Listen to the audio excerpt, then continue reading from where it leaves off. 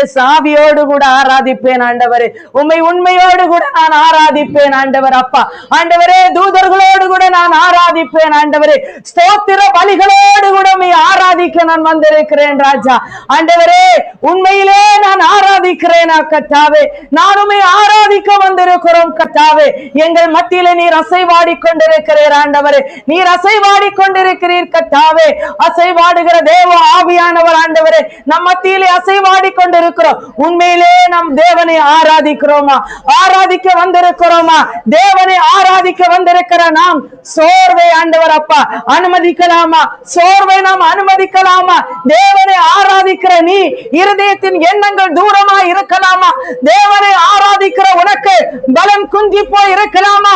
தேவன் சொல்லுகிறார், நீ வயதானால் கூட உன் வயது வாழ வயதை போல நான் மாற்றுவேன் என்று கழுகுகளை போல சேட்டைகளை அடித்து உயரே பறக்க வைக்கிற தேவனுடைய வல்லமை கர்த்தாவே.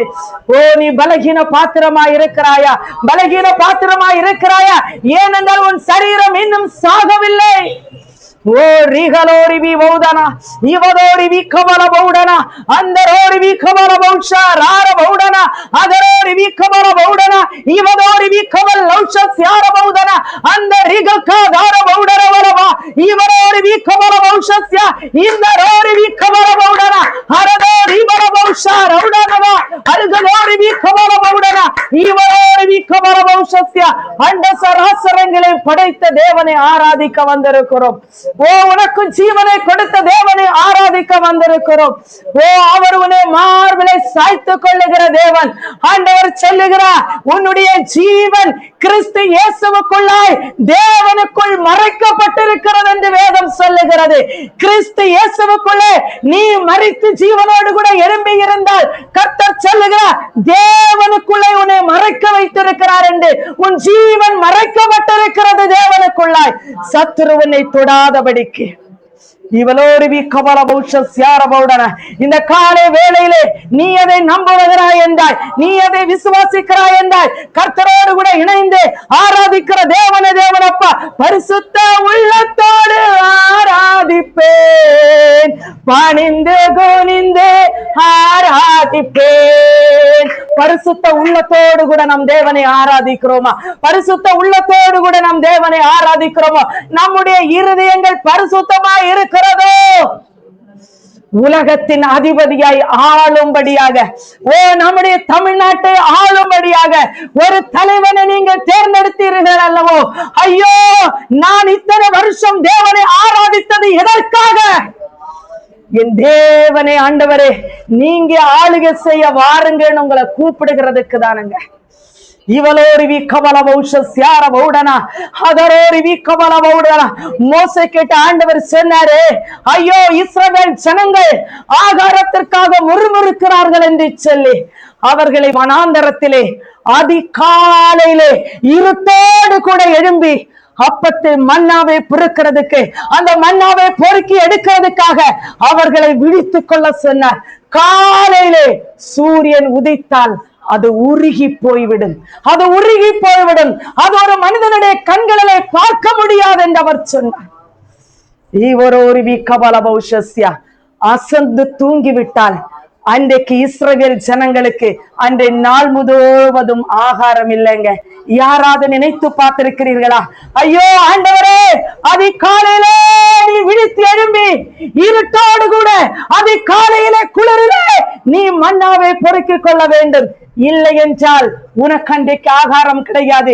நீ அசதையாய் தூங்கிச்சிங்க நீ வந்திருக்கிற என்றால் தேவனை ஆராதிக்க முடியாது. ஐயோ, நான் ஆண்டவரே அப்பா சொகுசாய் தேவனை ஆராதிக்க வந்திருக்கிறேன். நான் ஆண்டவரை விசாலமாய் தேவனை ஆராதிக்க வந்திருக்கிறேன். தேவனே நீர் என்னை ஒடுக்காதிரும் என்று சொல்லி காலையிலே அதிகாலையிலே தனக்கு ஆண்டவர் அப்ப இரவு வரைக்கும் தேவையான ஆகாரத்தை அவர்கள் பொறுக்கி கொண்டார்கள். அந்த ஆகாரத்தை பொறுக்கினதோடு அப்படி அவர்கள் சாப்பிட முடியாது. அதை நன்றாக அரைத்து உரலிலே போட்டு அதை அரைத்து அது அப்பங்களாக்கி அவர்கள் அதை சுட்டு சாப்பிட வேண்டும். அதற்கு அவர்கள் பிரயாசப்பட வேண்டும். ஓ ரிவலோரிவி கபல பௌதன யாரோ ஜெபிக்கிறதுனாலயோ, யாரோ திறப்புல நிற்கிறதுனாலயோ நான் வாழ்ந்து விடலாம், எனக்கு புசிக்கிறதுக்கு மன்னா கிடைக்கும், நான் பரலோகத்துக்கு போய்விடலாம் என்று நீ நினைக்காத. ஆண்டவர் சொல்லுகிறார், அதிகாலையிலே நீ என்னை கூப்பிட வேண்டும் என்று சொல்லி. அதிகாலையில மன்னா வேணுமா, உனக்கு ஆகாரம் வேணுமா, உன் பிள்ளைகளுக்கு ஆகாரம் வேண்டுமா, அதிகாலையிலே தேவனுடைய சமூகத்திலே நிற்க வேண்டும். ஒரு தாய் தேற்றுவது போல் என் நேசர் தேற்றுவார். ஒரு தாய் தேற்றுவது போல் உன் நேசர் தேற்றுவார். அம்மா, உன்னை ஒரு தாய் தேற்றுவது போல உன்னை தேற்றுகிறதுக்கு தேவன் வந்திருக்கிறான். ஒரு தாய் உன்னை தேற்றுவது போல இந்த பகல் காலையிலே, இந்த பகல் வேளையிலே நீ தேவனை ஆராதிக்க வந்திருக்கிறாய் அல்லவோ, நீ தேவனை ஆராதிக்க வந்திருக்கிறாய் அல்லவோ. தேவன் உன்னோடு கூட கேட்கிறார், ஒரு தாய் தேற்றுவது போல நான் உன்னை தேற்றுகிறேன். நீ ஒரு குழந்தையை போல என்னை நீ ஏற்றுக்கொள்ள, நீ ஒரு குழந்தையை போல ஒரு தாயா என்னை ஏற்றுக்கொள்ள வந்திருக்கிறாயா, ஒரு தகப்பனாய் நீ என்னை ஏற்றுக்கொள்ள வந்திருக்கிறாயா என்று அவர் கேட்கிறார்.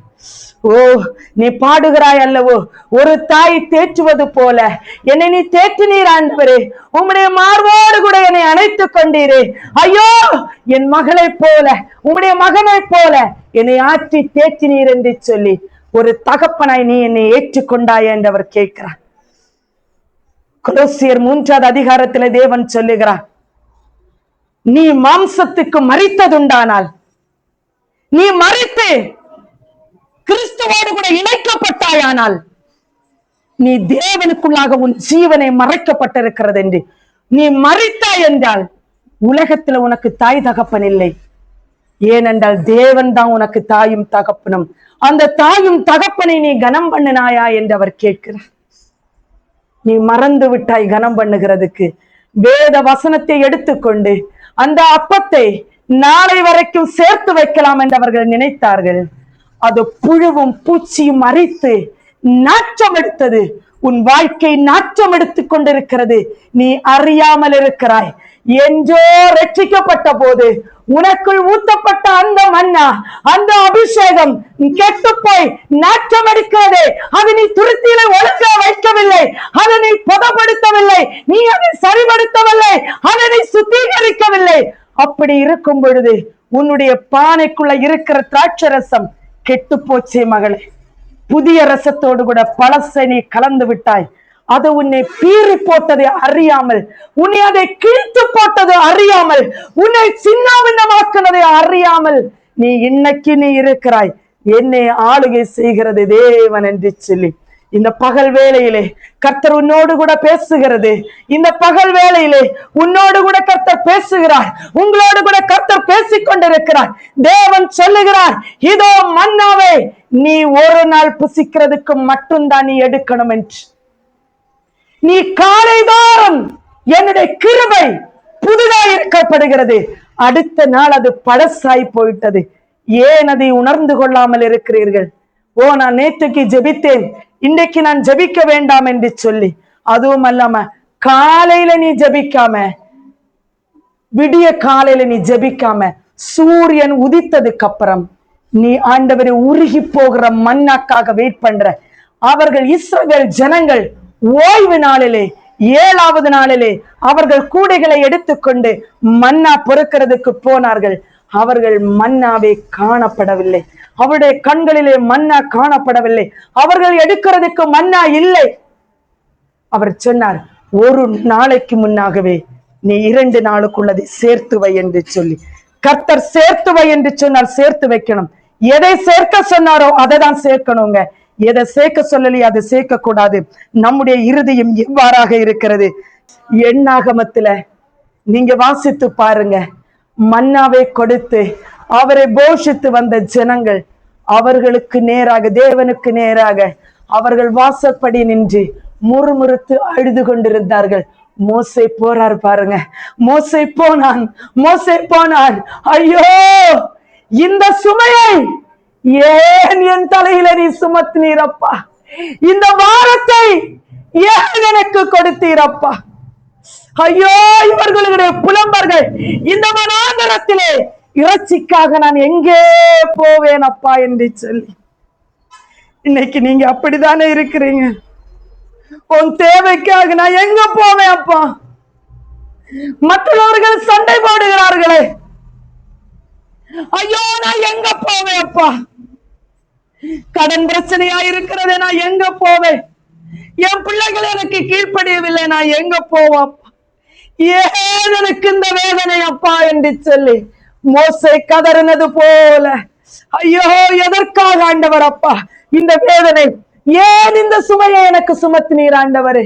அவர்களை நானா பெற்றேன், இவர்களை நானா பெற்றெடுத்தேன், எதற்காக இந்த சுமை எனக்கு என்று சொல்லி. இன்னைக்கு அப்படித்தானே இருக்கிறீங்க. உங்களை ஆளுகை செய்கிறது, நிர்ணயிக்கிறது இந்த உலகத்தின் ஒரு மனிதனாங்க. சபையை நீ உணர்ந்து கொள்ளவில்லையே, எப்பொழுது நீ உணர்ந்து கொள்ளுவாய்? கிறிஸ்துவை அறிக்கை எடுக்கிறதுக்கு நீ ஏன் வெட்கப்படுறேன்னு கேட்கிற? எதற்காக நீ வெட்கப்படுற? ஆலயத்தில் எழும்பி தைரியமா சொல்லு, நீ தைரியமா சொல்லு, தேவனே நீர் ஆளுகை செய்ய வாரும் என்று சொல்லி முழங்கால் படி போட்டு, பரமண்டல இருக்கிற எங்கள் பிதாவே, உம்முடைய நாமம் பரிசுத்தப்படுவதாக, உம்முடைய ராஜ்யம் வருவதாக என்று சொல்றியே, உண்மையாய் நீ கூப்பிட்டியா? உண்மையாய் நீ கூப்பிட்டியா? வாக்குச்சாவடியில நீ வாக்கு போட போகும்போது உண்மையாய் நீ ஒரு சின்னத்துக்கு வாக்கு போட்டுட்டு வரையே, முழுமையாய் நீ உன்னுடைய வாக்கு கொடுக்கிற இல்லையா? ஆலயத்துல இருந்து நீ ஜபிக்கும் பொழுது உம்முடைய ராஜ்யம் வருவதாக என்று உதட்டிலே நீ காண்டவரே சப்ப தேவன் சொல்லுகிறாரு, இவர்கள் இருதயம் எனக்கு தூரமாயிருக்கிறது, இவர்கள் உதடுகளினாலே எனக்கு ஆராதனை செய்கிறார்கள். அப்படித்தானே இங்க நம்ம செய்யறோம். இப்ப கூட இங்க உதடுனாலதான் ஆராதனை செய்ய வந்திருக்கிற அப்பா. ஒரு தாய் என்னை தேற்றுவது போல நீ என்னை தேற்றுறீங்கல்ல அப்பா, மார்போடு என்னை அடைச்சிட்டீங்கல்ல அப்பா, கல்வாரி சிலுவையில எனக்காக மறித்தீங்கப்பா என்று சொல்றீங்கல்ல. ஆளுகை செய்ய வாங்கப்பான்னு கூப்பிட்டீங்களா? போதும் ஆண்டவரே, மனிதர்கள் ஆளுகை செய்தது போதும் என்று ஏதாவது சபையில நீங்க அறிக்கையிடுறீங்களா? போதகர் எழும்பி நின்று சொல்லுகிறார்கள், நீங்கள் நல்ல ஆட்சிக்காக ஜெபம் பண்ணுங்கன்னு. ஜனமே, நீ ஒன்னு எச்சரித்து கர்த்தரவனோடு கூட சொல்லுறாரு, காலை தோறும் மன்னாவை நீ பிறக்கல என்றால், நீ எடுக்கலன்னா அன்னைக்கு ஃபுல்லா நீ பட்டினி தான். நீ அசந்து தூங்கி கொண்டிருந்தாய் என்னால் நீ பட்டினி கிடக்கிறாய் என்ற அர்த்தம். நீ வறுமையில இருக்கிறேன்னு அர்த்தம். அவர் உன்னை பார்க்கலன்னு அர்த்தம். கிறிஸ்துவோடு கூட நீ மறிச்சேன்னா உன் ஜீவன் தேவனுக்குள்ள மறைக்கப்பட்டிருக்கிறது என்று நீ நினைச்சுக்கோ. ஆனா என்னைக்கு நீ மண்ணா பொறுக்கிறதை நீ விட்டுட்டாயோ, அன்னைக்கே அவர் உன் ஜீவனை மறைப்பதை அவர் விட்டுட்டாரு. உன் ஜீவன் இப்பொழுது அவருடைய கையில இல்ல, அவருடைய மறைவிற்குள்ள இல்ல, அவருடைய சேட்டையின் கீழ் இல்ல. அப்படி இருந்திருந்தா இன்னைக்கு தேவனுடைய ராஜ்யம் இந்த பூமியில வந்திருக்குங்க. அவருடைய ராஜ்யம் இந்த பூமியில வந்திருக்கும். என்னுடைய சபையை நீ எப்ப உணர்ந்து கொண்டு அவரை கூப்பிடுவ? அப்பா, இந்த ஆளுகை வேண்டாம் என்று ஏதாவது ஒரு போதகர் சொன்னாரா? ஆண்டவரே, நீங்க ஆளுகை செய்தா போதும் அப்பா, நீங்க எல்லாரும் நீங்க ஜெபம் பண்ணுங்க என்று. விசுவாசியே, உன்னுடைய விசுவாசம் எங்கே இருக்கிறது? அவருடைய விசுவாசம் பரீட்சிக்கப்படுகிறது பாருங்க. மன்னாவை எடுத்து அப்படியே சாப்பிட முடியாது. அங்க கற்றுக் கொடுக்கிறாரு, அவர்களுக்கு கீழ்ப்படிதலை கற்றுக் கொடுக்கிறாரு பாருங்க. நீ மன்னா எடுக்கணும்னா காலையில எழும்பணும், காலையில நீ எழும்பணும், காலையில நீ எழும்பினாதான் அந்த மன்னாவை நீ பொறுக்கிக் கொள்ள முடியும். இல்லைன்னா முடியாது. உம நன்றியோடு குடமை துதிக்கிறோம் கர்த்தாவே. என் தேவனே, உம நன்றியோடு குடமை துதிக்கிறோம் தேவனே. ஏப்பா என் வீடு இவ்வளவு கஷ்டப்படுறது, ஏன் எனக்கு வேலை கிடைக்கல? காலையில தேவனை தேடலைங்க. காலையில கர்த்தரை தேடி இருந்தா உனக்கு தேவையான ஆகாரம் அன்றைக்கு முழுவதும் வந்திருக்கும். நீ பிரயாசப்படுகிறத உன் கை சாப்பிடும். அதுதான் அவர் சொல்றாரு பாருங்க. இத்தனை மன்னாவை அவர்கள் விதைக்காததும் அவர்கள் பிரயாசப்படாததும் மன்னாவை எடுத்து சாப்பிடுகிறதுக்கு அந்த ஜனங்கள் முறுமுறுத்தது போல இன்னைக்கு நாமும் இருதய கடினத்தோடு கூட, அதனாலதான் சொல்றாரு, எப்ராயிமே, நீங்க ஓசியா எடுத்து படிச்சு பாத்தீங்கன்னா தெரியும் எப்ராயிம் மேல எவ்வளவு கோபம் அவருக்கு மூண்டு நிற்கிறது என்று சொல்லி. எப்ராயிமே, நான் வேதனைப்படுறேன், பரிதபிக்கிற உனக்காக அவர் சொல்றாரு. நீங்க எப்ராயிம் ஜனங்களா இருக்கிறீங்க. எப்படி நான் கைவிடுவேன் என்று சொன்ன வார்த்தையை பிடிச்சுக்கிடாதீங்க. எப்படி கைவிடுவேன் என்று சொன்ன வார்த்தைய இஸ்ரவேல் ஜனங்களை ஆண்டவர் வனாந்தரத்திலே நடத்தி செங்கடலை பிளந்து யோர்தானை கடந்து வனாந்தரத்துல கொண்டு வந்துட்டு எல்லாரையும் கொன்னுட்டாருங்க. கானான் தேசத்துல எத்தனை பேர் பிரவேசித்தார்கள்? கானான் தேசத்துல பிரவேசித்தவர்கள் எத்தனை பேர்? ஒருவன் தான். உம்ம நன்றியோடு கூடமே துதிக்கிறோம் தேவன். அப்பா கொன்னுடுவார், அழிச்சிருவாரு. நம்ம ஞானஸ்நானம் எடுத்தோம், திருவிருந்து எடுக்கிறோம், ஆலயத்து போகிறோம் என்றல்ல, தேவனுடைய சமூகத்திலே உன்னை அலசி பார்க்கிற இடத்துல நீ இருக்கிற. ஐயோ நான் போவேனாப்பா என்று சொல்லி இன்னைக்குள்ள ஆகாரத்தை நீ சாப்பிடுறதுக்கு உங்கள பணமும் வசதியும் இருக்கலாம், ஆனா உன் ஆத்துமா போகாது. உன் ஆத்துமாவை பெற்றுக்கொள் என்று அவர் சொல்லுகிறார். உன் ஆத்துமாவை பெற்றெடுத்தாய் என்றால் ஆண்டவருக்கு நேராக, அப்பா நான் உண்மை அன்பு கூறுவேன் ஆண்டவரே, முழு உள்ளத்தோடு கூட நான் உண்மை ஆராதிப்பேன் என்று நம் ஆண்டவருக்கு சமூகத்திலே நம்ம ஒரு பாடலை பாடுவோமா? அன்பு கூறுவே இன்னும் அதிகமாய். Yes ready. உம நன்றியோடு கூடமே துதிக்கிறோம் கர்த்தாவே. இந்த இடத்திலே ஆண்டவர் அப்பா அமர்ந்திருக்கிற ஜனங்கள் கர்த்தாவே, உமை தேடி வந்திருக்கிறார்கள் கர்த்தாவே, தன்னுடைய பிள்ளைகளுக்காக தேவன் அப்பா ஆண்டவரே மனமாறி கர்த்தாவே ஆண்டவரே உம்மை ஏற்றுக்கொள்ள வேண்டும் என்று சொல்லுகிற ஆண்டவரை எண்ணத்தோடு கூட வந்திருக்கிறார்கள். ஆனால் இவர்களுடைய பிள்ளைகளோ கர்த்தாவே ஆண்டவரே சப்பா சுயாதீனத்திலே தன்னுடைய சுய விருப்பத்தின்படி ஆண்டவர் அப்பா தன்னுடைய இருதயத்தின் எண்ணத்தின் பிரகாரம் தன்னுடைய சுய நினைவிலே முடிவெடுத்து உலகத்துக்காக ஆண்டவரை வாழ்கிறார்கள் கர்த்தாவே. இந்த உலகம் மாயை என்றும் இந்த உலகை அவர்களை ஏமாற்றும் என்றும் அவர்கள் அறியாமல் இருக்கிறார்கள் கர்த்தாவே. ஆண்டவரே அந்த பிள்ளைகளை கத்த திருப்புவீராக தேவன் அப்பா. ஆண்டவரே நீர் அவர்களை திருப்புவீராக தேவன் அப்பா. சொந்த ரட்சகராகிய தேவனை கர்த்தாவே ஏற்றுக்கொண்டு அவருடைய ஆண்டவரே சப்பா ராஜ்யத்துக்கு நாங்கள் ஆண்டவரை வாழ வேண்டும் என்று சொல்லி அவர்கள் முடிவெடுக்க அவருடைய சிந்தனைகளை திருப்புங்க ஆண்டவர் அப்பா.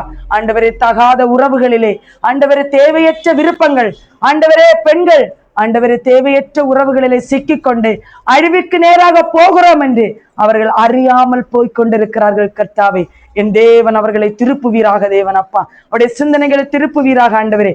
வேதத்தை படிக்கிற பிள்ளைகள் கர்த்தாவே அதன் பிரகாரம் நடக்காமல் அந்த வார்த்தைக்கு கீழ்ப்படியாமல் ஆண்டவர் அப்பா ஆண்டவரே தன்னுடைய சுய சித்தத்தின் பிரகாரம் நடக்கிறார்கள் ஆண்டவரே. என் தேவனே அவர்களை திருப்புங்க ஆண்டவரே. அவர்களை நீ திருப்புவீராக தேவன் அப்பா.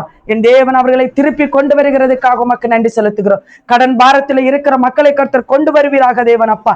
என் தேவனே தன்னுடைய விருப்பத்தின்படி ஆண்டவரே கடனை வாங்கி ஆண்டவரே சப்பா ஆண்டவரே அவர்கள் ஆண்டவரை இடுக்கமான ஆண்டவரை வாசல் வழியை பிரவேசிக்காமல் விசாலமான வழியிலே போக வேண்டும் என்று விரும்பினார்கள் கர்த்தாவே. அந்த வழி தேவனப்பா அவர்களுக்கு கேடுண்டாக்கிற்று தேவனப்பா. ஆண்டவரே இந்த சாப கட்டிலிருந்து, இந்த ஆண்டவரை கடன் பிரச்சனை, இந்த ஆண்டவரே சாத்தானுடைய கட்டிலிருந்து, இந்த அசுத்த ஆவி கடன் வாங்கக்கூடிய ஆண்டவர் அப்பா இவர்களை ஆண்டவரை தூண்டு விடுகிற இந்த அசுத்த ஆவியிலிருந்து அவர்களை விடுதலை ஆக்குங்க ஆண்டவரே. குடும்பங்களை விடுதலையாக்கி விடுவீராக ஆண்டவரே. வானமண்டலத்தின் பொல்லாத ஆவிகளை கர்த்தாவே, சேனைகளை ஆண்டவரே சப்ப துரைத்தனங்களை ஆண்டவரே அந்தகார லோகாதிபதிகளை கர்த்தாவே நீர் திருத்துகிறதுக்காக உமக்கு நன்றி செலுத்துகிறோம். குடும்பங்களை கட்டுகளில் இருந்து அவிழ்த்து விடுவீராக ஆண்டவரே. அப்பா சுதந்திரமாய் அவர்களை ஆராதிக்க கர்த்தர் கிருபை பாராட்டுவீராக. அப்படி நீர் செய்கிறதுக்காக உமக்கு நன்றி செலுத்துகிறோம் ஆண்டவரே. இம்மட்டுமாய் நீர் எங்களை நடத்தினதுக்காக உமக்கு நன்றி செலுத்துகிறோம். மோசே ஆண்டவரே திறப்பில நின்று ஆண்டவரை ஜெபித்தான் ஜனங்களுக்காக கர்த்தாவே. நாங்களும் திறப்பில நிற்க கர்த்தாவே நீர் எங்களுக்கு கிருபை பாராட்டும் தேவனப்பா. இன்னும் தொடர்ந்து தேவனப்பா எங்கள் ஜெப குறிப்புகளுக்காக நாங்கள் வருகிறோம் தேவனப்பா. ஆண்டவரே சப்பா கைவிடப்பட்ட பிள்ளைகளுக்காக, மனநொந்த ஸ்திரீகளுக்காக தேவனப்பா, கணவனுடைய ரட்சிப்புக்காக ஏங்குற கணவருக்கு ஆண்டவரே சப்பா, பிள்ளைகளுக்காக ஆண்டவரே சப்பா, தகாத உறவிலே ஆண்டவர் அப்பா எத்தனையோ ஆண்களை வசீகரித்து வைத்திருக்கிறார்கள் தேவனே. அப்படிப்பட்ட குடும்பங்கள், அப்படிப்பட்ட ஜனங்களுக்காக தேவன் அப்பா ஆண்டவரே நம்முடைய மத்தியில் அமர்ந்திருக்கிற தேவன் அப்பா ஆண்டவரே சப்பா ஆண்டவரே ஆண்டி ஆண்டவரே நமக்காக ஜெபிப்பார்கள். கலங்காதே எஸ்டடி. ஆண்டவரே உனக்கு துன்பமா துயரமா தேவன் அப்பா, அது தண்ணீர் பட்ட ஒரு உடை போல சொல்றாரு. ஒரு தண்ணீர் எப்படி ஒரு ட்ரெஸ்ல எப்படி தண்ணீர் பட்டு அது வெயில்ல காய்ந்து போயிடுமோ அப்பவே காய்ந்து போயிடும். ஆனா இயேசு வந்தது உன் துக்கத்தை அல்ல, அவர் ஒன்று இழந்தார், அதை தேடி வந்தாருங்க. அவர் ஏதோ ஏதேன் தோட்டத்துல இழந்து போயிட்டாருங்க. அங்க உருவாக்கப்பட்ட மகிமை இழந்து போனது. அந்த மகிமையை திரும்ப சேர்த்துக் கொள்ளதாங்க இந்த பூமியில் அவர் வந்தார். ஆனா உனக்கு அந்த மகிமை வேண்டாம் என்று சொல்லி தேவன் அப்பா ஆண்டவரே உதறி தள்ளி விட்டு இருக்கிற நீ, எனக்கு அந்த மகிமை வேண்டாம், நான் ஞானஸ்தானம் எடுத்து உண்மை ஏற்றுக்கொண்டால் இந்த பூமியிலே ஆபிரகாம் வாழ்ந்தது போல நான் செல்வ செழிப்பு சீமானாய் நான் வாழ்வேன் என்று நீ சில வேளை இயேசுவை ஏற்றுக்கொண்டிருக்கலாம். ஆண்டவர் சொல்றார், இல்ல நீ எழுந்து வா, நீ பயந்தது போதும். இந்த செல்வ சீமானாய் இருந்த பயத்தை அவ எங்க காட்டுனா தெரியுமா? எகிப்துக்கு போகும்போ தன் மனைவியை தன் சகோதரி என்று சொன்னா பாருங்க. இந்த செல்வமும் இந்த அழகும் அவனை கொன்னுடும் என்று அவனுக்கு பயம் வந்ததுங்க. அவன் என்ன கொன்னுடுவான் என்று பயம் வந்தது. அவன் அங்க பொய் சொன்னான். ஆனா உலகத்தில் இருக்கிறவன் அவன் நன்றாய் தேவனை அறிந்திருந்தான். நீ ஏன் இப்படி என்னை வருத்தத்துக்குள் ஆக்கி விட்டாய் என்று சொல்லி, உன் மனைவியை ஏன் சகோதரி என்று சொல்லி எனக்கு நீ சாபத்தை கொண்டு வருக. ஆண்டவரே, அவன் எவ்வளவு வேதனையோடு கூட அவன் சொன்னான் தெரியுமா? அந்த வேதனை இன்னைக்கு நமக்கு இருக்குதாங்க, நமக்கு இருக்குதாங்க. நம்ம எழும்பி நின்று தேவன் அப்பா ஒரு ஜெப குறிப்புக்கு தானே ஜெபிக்கிறோம் என்று நீங்க நினைக்கிறீங்க. அவங்க எவ்வளவு உள்ளத்தின் ஆழத்திலிருந்து ஜெபிச்சாங்க என்று தெரியுமா? ஏங்க, ஒரு கணவர் பின்மாறி போனா, ஒரு பொண்ணு இன்னொரு உறவோடு கூட ஒரு பையனோடு கூட தகாத உறவுல இருந்தா உங்களால அதை தாங்கிக்க முடியுமாங்க? மோசை அங்க முறை விழிச்சது போலதானாங்க நம்ம நிக்கிறோம். ஐயோ, இவனை நானா பெற்றேன், ஏன் என் மேல இந்த பாரத்தை கொண்டு வந்தீங்க என்று சொல்லி மோசை கேட்கிறான். ஆனா தேவன் சொல்றாரு பாருங்க, இறைச்சி தானே உனக்கு வேணும், அதை கொடுத்தாலாவது நீ என்ன தேடுவியா என்று சொல்லி. உன் பிள்ளைய மனமாற வச்சாலாவது நீ என்ன தேடுவியா? உன் புருஷனை மனமாற வச்சா நீ என்ன தேடுவியா? அதுக்கு தாங்க அந்த மனமாறுதலை கொடுக்கிறார். அதுக்கு தாங்க அந்த அற்புதத்தை அங்க செய்யறாரு.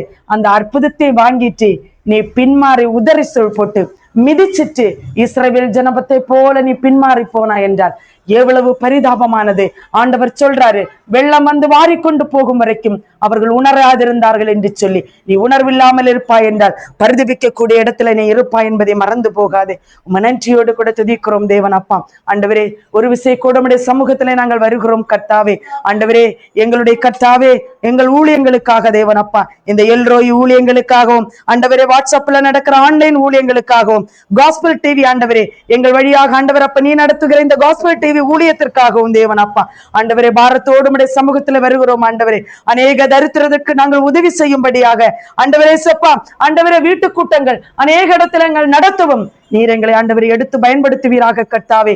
எங்களால் அல்ல தேவன் அப்பா, உம்முடைய நாமத்து மகிமைக்காக தேவன் அப்பா ஆண்டவரே, இந்த உலகத்தினுடைய ஆட்சி எங்களுக்கு வேண்டாம் அப்பா, நீர் எங்களை ஆளுகை செய்யுங்க ஆண்டவரே, முழுமையாய் ஆளுகை செய்யும் ஆண்டவரே. இந்த குறைவல்ல தேவனே, நிறைவான பரலோகத்தினுடைய மன்னாவை நாங்கள் கேட்கிறோம் தேவன் அப்பா ஆண்டவரே. பூச்சியும் பொட்டும் அரித்து போகிற இந்த சொத்துக்காக அல்ல தேவன் அப்பா, இன்றைக்கு காலையில புதிதாய் நான் சாப்பிட வேண்டும் தேவன் அப்பா, நாளைக்கு புதிதானே எல்லாம் புதிதாய் இருக்கிறது கர்த்தாவே. ஆண்டவரே, புதிய மனிதனாய் நீர் எங்களை மாற்றுவீராக கர்த்தாவே. ஆண்டவரே, எங்கள் எல்ரோய் ஊழியங்களை கர்த்தனை நடத்தி தருவீராக, அநேக ஆத்துமாக்களை கொண்டு வருவீராக, ஆத்துமாக்கள் உருவாக்கக்கூடிய இடமாக மாற்றுங்க ஆண்டவரே. பரிதாபமாய் ஆண்டவரை வெள்ளம் கொண்டு வாரிக்கொண்டு போகும் வரைக்கும் உணராதிருந்த ஜனத்தை போலல்ல, இந்த எல்ரோய் சபை வீடு ஜப வீட்டிலே ஆண்டவரை வருகிற ஜனங்கள் பேழைக்குள் பிரவேசிக்க வேண்டும் தேவன் அப்பா. இயேசு கிறிஸ்துவாகிய பேழைக்குள் அவர்கள் பிரவேசிக்க வேண்டும், தேவனுக்குள் மறைக்கப்பட வேண்டும் கர்த்தாவே. அவர்கள் மறைக்கப்பட்டு பூட்டப்பட்டு இருக்க வேண்டும் தேவனே. அப்படிப்பட்ட ஆத்துமாக்களை நீர் எங்களுக்கு தாரும் ஆண்டவரே. ஆண்டவரே, வாட்ஸ்அப்ல நாங்கள் எடுக்கிற ஆண்டவரே ஒவ்வொரு ஆன்லைன் ஊழியங்களையும் கர்த்தர் நடத்துவீராக ஆண்டவரே. இதோ தேவன் ஆண்டவரே, ஜனங்களே ஆண்டவரே சப்பா ஆண்டவரே, பரிதபிக்க கூடிய இடத்துல இருக்கிற ஜனங்கள் ஆண்டவர் அப்பா ஆண்டவரே சப்பா, இதோ ஸ்ரீலங்கால இருந்து ஆண்டவரே எங்களுக்கு ஆண்டவரே எத்தனையோ ஆத்துமாக்களை கொடுத்திருக்கிறீர் ஆண்டவரே.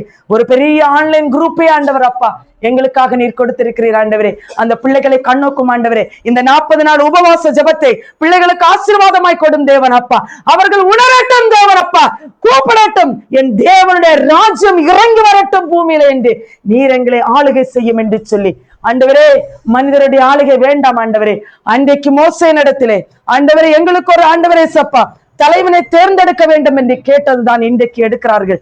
எங்களுக்கு வேண்டாம் ஆண்டவரே, நீங்க தலைவனாய் இருந்தா போதும், நீர் எங்களுக்கு இரட்சகராய் இருந்தா போதும், நீர் எங்களுக்கு ஆளுமை தன்மையில இருந்தா போதும். உம்முடைய ஆளுகை தான் ஆண்டவரே எங்களுக்கு வேண்டும் கர்த்தாவே. எங்களை நீர் ஆளுகை செய்வீராக, எங்கள் ஊழியங்களை கர்த்த நீ நடத்துவீராக. எல்லாவற்றும் கருத்துல நாங்கள் ஒப்புக் கொடுக்கிறோம் கர்த்தாவே. என் தேவனே நீர் பொறுப்பெடுத்துக் கொள்ளுங்க ராஜா. ஆண்டவரே உம்முடைய சமூகத்திலே நாங்கள் வந்து கெஞ்சி நிற்கிறோம் தேவனப்பா. ஒருத்தர் கூட வெறுங்கையாய் இந்த இடத்துல இருந்து போகக்கூடாது தேவனப்பா.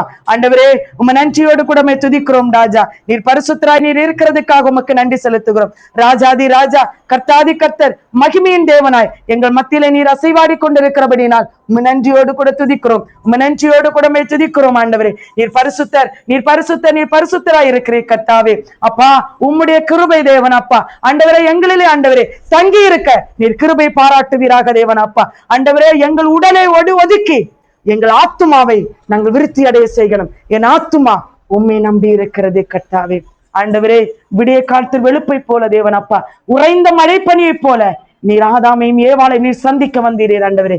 அந்த ஆத்துமா எனக்குள் இருக்கிறது ராஜா. இதை ஆண்டவர் அப்பா குளிர்ந்த ஆண்டவரே சப்பா ஆண்டவர் அதிகாலையில குளிரோடு கூட தேவன் அப்பா நீர் எங்களை சந்திக்க வருகிற தேவன். நாங்கள் அதை ஆண்டவரை எதிர்கொள்ள ஆயத்தமான மனவாட்டிகளாய் எங்களை மனவாட்டியாய் நீர் மாற்றுவீராக தேவன் அப்பா. நீர் அப்படி செய்கிறதுக்காக உமக்கு நன்றி செலுத்துகிறோம். விசேஷமாக தேவன் அப்பா ஜெபிமாவுடைய கருத்துல தருகிறோம் தேவன் அப்பா. ஆண்டவரே இந்த இடத்துல விசேஷமாய் எல்லாருடைய இருதயத்திலே அந்த பிள்ளைக்காக நீங்க ஜெபிங்க. கர்த்தர் அந்த பிள்ளைகள் முன்குறித்திருக்கிறார்.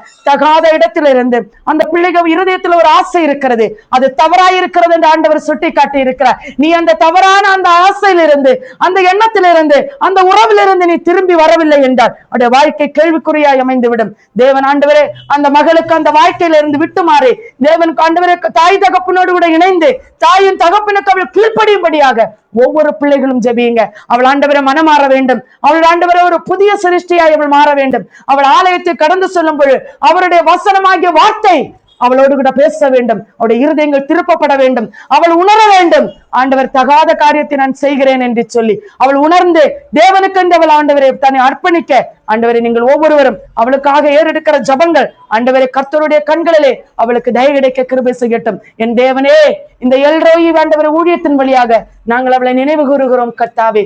ஆண்டவரே இந்த காலத்து வாலிப பிள்ளைகள் ஆண்டவர் அப்பா நீங்க தானே சொன்னீங்க ஆண்டவர் அப்பா பிள்ளைகளை ஆண்டவரை கோபமூட்டாமல் இருங்கள், அவர்களை எரிச்சல் அடைய செய்ய வேண்டாம் என்று. ஆனால் அவள் செய்கிற தவறான காரியங்கள் ஆண்டவர் அப்பா அவருடைய இருதயத்தின் சிந்தனைகள், எண்ணங்கள், ஆசைகள் தவறாய் இருக்கிறது கர்த்தாவே.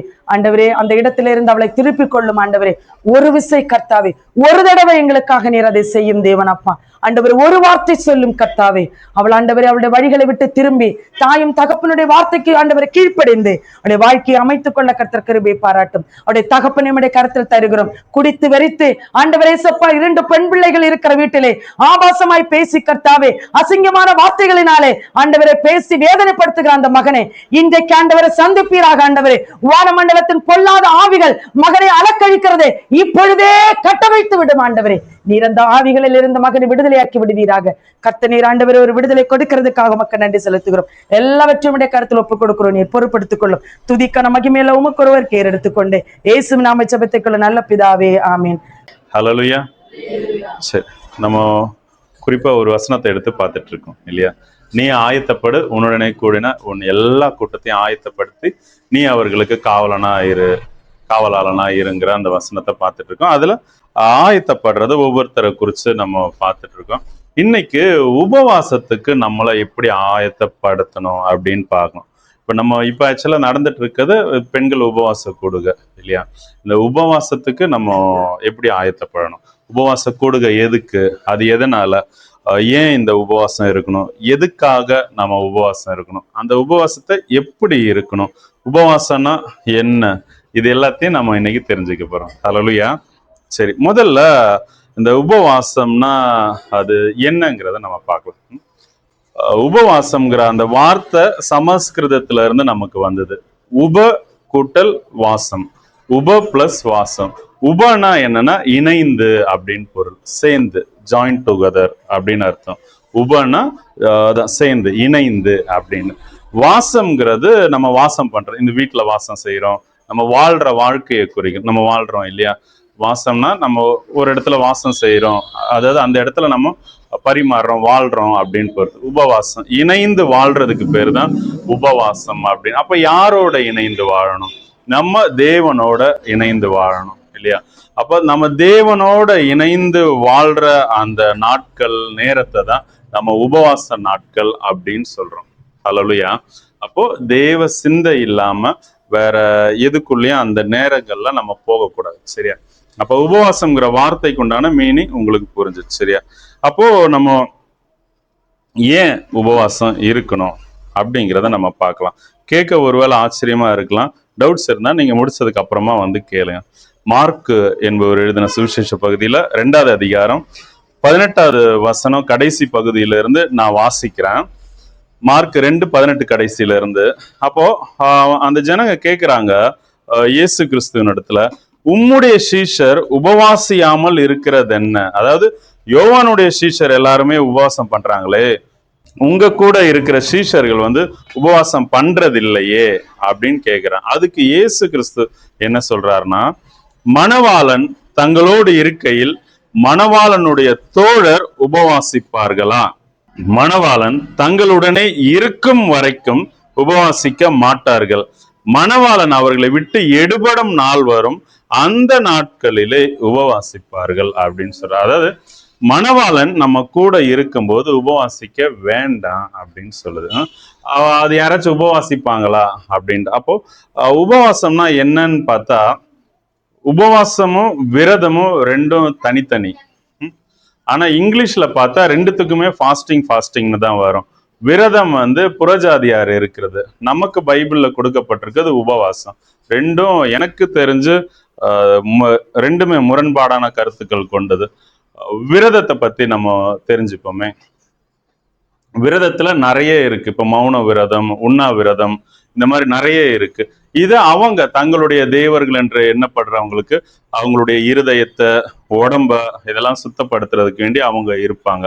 அவங்களுக்கு அப்படி எப்படி இருக்கணும்னு பொருள். இப்போ ஒரு சில வார்த்தைகள் பேசக்கூடாது. இப்போ மாலை போட்டிருக்கவங்க பார்த்தா அவங்க கெட்ட வார்த்தை பேச மாட்டாங்க, வேற காரியம் பேச மாட்டாங்க, சாமி பேர் மட்டும்தான் சொல்லுவாங்க. அந்த மாதிரிலாம் இருக்கு, நிறைய இருக்கு, சரி.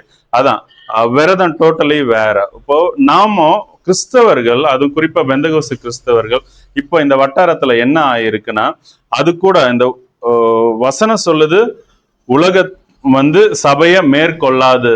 ஆனா இப்போ இருக்கிற சபைகள்ல உலகம்தான் மேற்கொண்டு இருக்கு, உலக காரியங்கள் தான் சபைக்குள்ள இருக்கு. இப்போ வெளியில விக்கிரக ஆராதனையில இருக்கிற அந்த விரதம் உபவாசத்துக்குள்ளேயும் வந்திருக்கு அப்படின்னு சொல்ற. நாம அப்படி இருக்கிறது தேவனுக்கு பிரியம் இல்லை. இப்போ ஏசாயா 58வது அதிகாரத்துல பார்த்தா அதே மாதிரி வேறையும் தீர்க்க தரிசன புஸ்தகத்துல இப்ப சகரியா 9 பார்க்கும் போதெல்லாம் இதுவா எனக்கு உபவாசமான நாள் அப்படின்னு கேட்கிறேன். அதாவது நம்மளை ஒடுக்கிறது, நம்மளை கஷ்டப்படுத்தி வேதனைப்படுத்திக்கிறதுக்கு தேவனுக்கு பிரியமே இல்லை. நீங்க எல்லாத்துலயும் நீங்க சந்தோஷமா இருங்க, எப்பவும் சந்தோஷமா இருங்கன்னு சொல்றாரு. நீங்கள் ஒன்றுக்கும் கவலைப்படாம எல்லாவற்றையும் என்கிட்ட தெரிவிங்கன்னு சொல்றாரு இல்லையா. அப்படி இருக்கும்போது வந்து அதான் விரதத்துக்கும் இதுக்கும் சம்பந்தம் இல்லை. ஆனா நம்ம உபவாசம் இருக்க சொல்லி இருக்கார். ஏசு கிறிஸ்துவும் உபவாசம் இருக்கிறார் இல்லையா.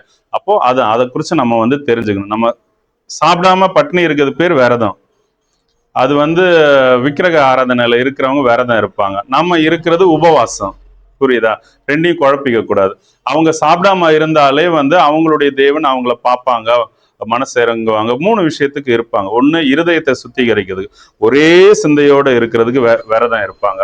அவங்களுடைய சாமி பேரை சொல்லிக்கிட்டே வந்து இருப்பாங்க. ஒண்ணு இருதயம், 2வது அவங்களுடைய சரீரம். இந்த மாதிரி வந்து வாரத்துக்கு 1-2 தடவை வந்து விரதம் இருக்கும்போது அவங்களுடைய உடல் உறுப்புகள் உள்ள பாடி இன்னர் ஆர்கன்ஸ் இருக்கு இல்லையா, அதெல்லாம் வந்து கொஞ்சம் சுத்திகரிக்கப்படும். 3வது அவங்க ஏதாச்சும் ஒரு வேண்டுதலை வச்சிருப்பாங்க, அதையும் நிறைவேறதுக்கு இருப்பாங்க. சரி, இந்த 3 விஷயத்துக்கு வேண்டி விரதம் இருப்பாங்க. நாமும் அதே பேட்டர்னை தான் இங்க கொண்டு வந்திருக்கோம். அது இல்லைன்னு வந்து வசனத்தின்படி உங்களுக்கு ப்ரூவ் பண்றதுக்கு வேண்டிதான் இன்னைக்கு உபவாசத்துக்கு ஆயத்தப்படுறதை பத்தி நம்ம பார்க்க போறோம். சரி, அப்போ உபவாசம்னா என்னன்னு தெரிஞ்சிச்சு. தேவனோடு இணைந்து வாழ்றதுக்கு பேர் தான் உபவாசம் அப்படின்ட்டு. அப்போ உபவாசம் வந்து நம்ம எதுக்கு இருக்கணும்னு சொல்லும் போது பார்த்தா, இயேசு கிறிஸ்து கூட இருக்கும்போது உபவாசிக்க வேண்டாம்னு சொல்றாரு இல்லையா.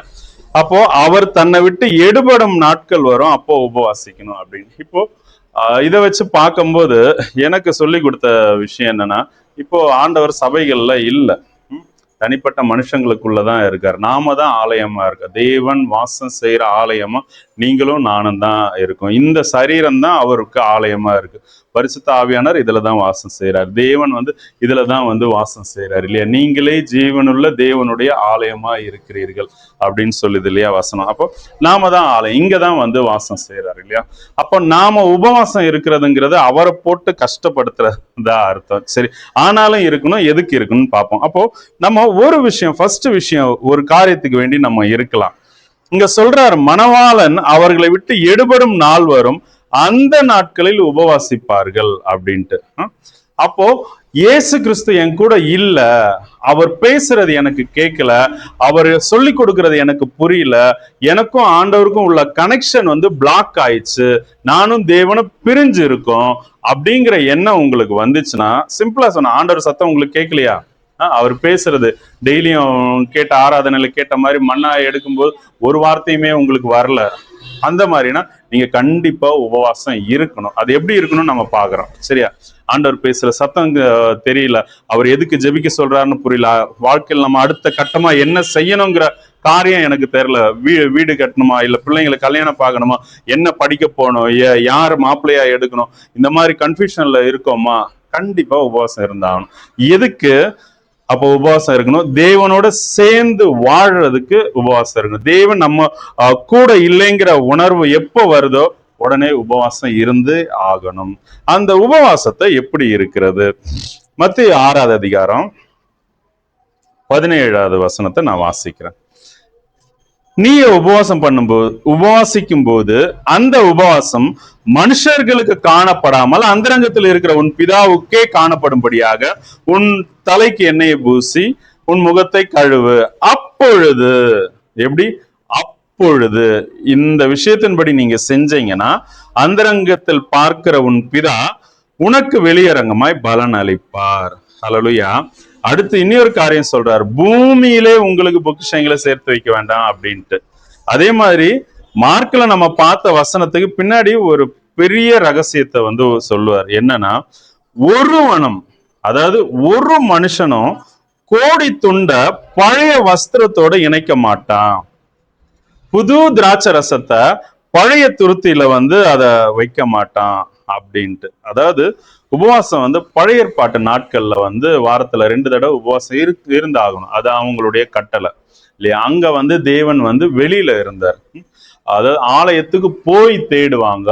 இப்போ நமக்குள்ள இருக்காரு. நம்ம ஆலயத்துக்கு போக வேண்டிய காரணமே நமக்குள்ள இருக்கிற அந்த உணர்வை நம்ம சரியா புரிஞ்சுக்க முடியல, வீட்டுல இருந்து ஜெபிக்க முடியல, எந்த இடத்துல இருந்தும் தேவனோட சஞ்சரிக்கிற அனுபவம் நமக்கு இல்லாதனால வேற வழி இல்லை, நம்ம எங்கேயாவது போய் தான் ஜெபிக்க வேண்டியது இருக்கு. வீட்டுல இருக்கும்போது அந்த துர்க்கிரியைகள், வீட்டுல உள்ள பிரச்சனை, இதெல்லாம் மைண்ட்ல ஓடிட்டே இருக்கும்போது நம்மளால சுதந்திரமா ஜெபிக்க முடியல.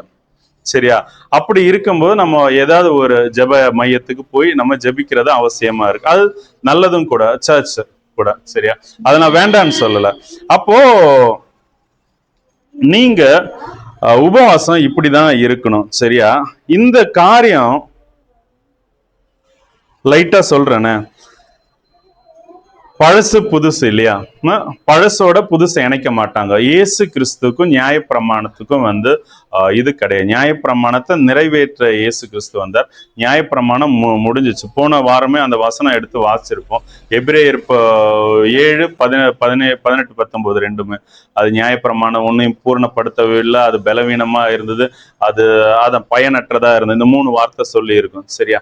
அப்போ அதனால நியாயப்பிரமாணம் முடிஞ்சிச்சு, கிறிஸ்துவனுடைய பிரமாணத்துலதான் இருக்கும். அது மெல்கிசேதேக்கினுடைய முறைமை அப்படின்னு சொல்லுவோம். சரியா? அப்போ நீங்க இதை புரிஞ்சுக்கணும். அப்போ புதிய ஏற்பாட்டுல இருக்கிற உபவாசம் வேற, பழைய ஏற்பாட்டுல இருக்கிற உபவாசம் வேற. பழைய ஏற்பாட்டுல ரெட்டுடுத்தி சாம்பல்ல உட்கார்ந்து அவங்க தேவன் ஏதாச்சும் தங்களுடைய சுய எண்ணத்துக்கு, தங்களுடைய சுய வாழ்ற உலக வாழ்க்கைக்கு தேவைப்படும்படியா உபவாசம் இருந்தாங்க. நீங்களும் நானும் அதுக்கு இருக்க கூடாது. ஏன்னா பிதாவாகிய தேவன் உங்களுக்கு இன்னது வேணும்னு அவர் அறிந்திருக்கார். நம்ம எதுக்கு உபவாசம் இருக்கணும்? இந்த 17வது வசனத்துல இருந்து 4 விஷயத்தை நம்ம கத்துக்க போறோம். நீங்க உபவாசம் இருக்கும்போது அந்த உபவாசம் மனுஷர்களுக்கு காணப்படாமல், ஃபர்ஸ்ட் பாயிண்ட், நீங்க உபவாசம் இருக்கிறது மனுஷங்களுக்கு தெரியக்கூடாது. ஆனா என்ன, நம்ம சர்ச்லயே உபவாச கூடுகை தான், இதுவே உபவாச கூடுகை தான். இப்ப நான் உபவாச கூடுகன்னு சொல்லும்போது உங்க எல்லாருக்கும் தெரியுது உபவாச கூடுகன்னு. நீங்க ஒருவேளை வீட்லயோ மத்தவங்கள இன்வைட் பண்ணும்போது என்ன சொல்லி, இங்க ஒரு உபவாச கூட்டம் நடக்குது அப்படி சொல்லிதான் வந்து கூப்பிடணும் இல்லையா? அப்ப மனுஷங்களுக்கு தெரியக்கூடாதுன்னு சொல்றாரு. எப்படின்னா, இப்போ உபவாச கூட்டத்துல இப்போ நீங்க வரீங்க இல்லையா, உபவாசம்ங்கிறது இப்போ வந்து அப்படி பேர் வச்சிருக்கு, சரியா? இந்த 2 மணி நேரம் தேவனோட இணைஞ்சு இருக்கிறீங்க, அதனால இது உபவாசம் கூட்டம். அதுவும் குறிப்பா ஒரு சில விஷயத்துக்கு வேண்டி நம்ம எல்லாருக்கிட்டையும் கொடுத்துருப்போம் இல்லையா, அந்த துண்டு, அந்த 7 காரியத்துக்கு வேண்டி நம்ம வந்து ஜெபிப்போம். மெயின் மையம் அதுதான், சரியா? அப்போ அதுவும் பெண்களுக்காக, துன்மார்க்கத்துல இருக்கிற பிள்ளைங்களுக்காக நம்ம வந்து ஜெபிக்கிறோம், இதுதான் மையம். அது வந்து நம்ம கொஞ்சம் ஒடுக்கி வந்து ஜெபிக்க வேண்டியது இருக்கு. அது ஏன்னு சொல்லிட்டு நான் சொல்றேன், உபவாசத்தை குறிச்சு சொல்லி முடிக்கும் போது, சரியா? இப்போ நம்ம இந்த காரியத்தை பார்க்கலாம். மனுஷர் காணப்படாமல்னு சொல்லி இருக்கு.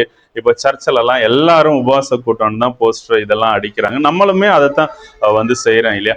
இது என்ன அப்படின்னா, இப்போ நீங்க இருக்கிற உபவாசம், அதாவது நீங்க சர்ச்சுக்கு போனாலும் என்னன்னாலும், இப்போ ஒரு வார்த்தை சொல்லி ஜெபிச்சாங்க இல்லையா, ஒரு இடத்துல ஸ்ரீலங்கால 40 நாள் உபவாச கூட்டம், அது நல்லபடி நடக்கணும் சொல்லி ஜெபிச்சாங்கல்ல. இதை வந்து நம்ம பரசியப்படுத்தக்கூடாது. இப்ப நீங்க எல்லாம் ஜெப ஐக்கியத்தோட இருக்கீங்க. முதல்ல சபை கூடுகைங்கிறது அது ரகசியமா இருக்கணும்.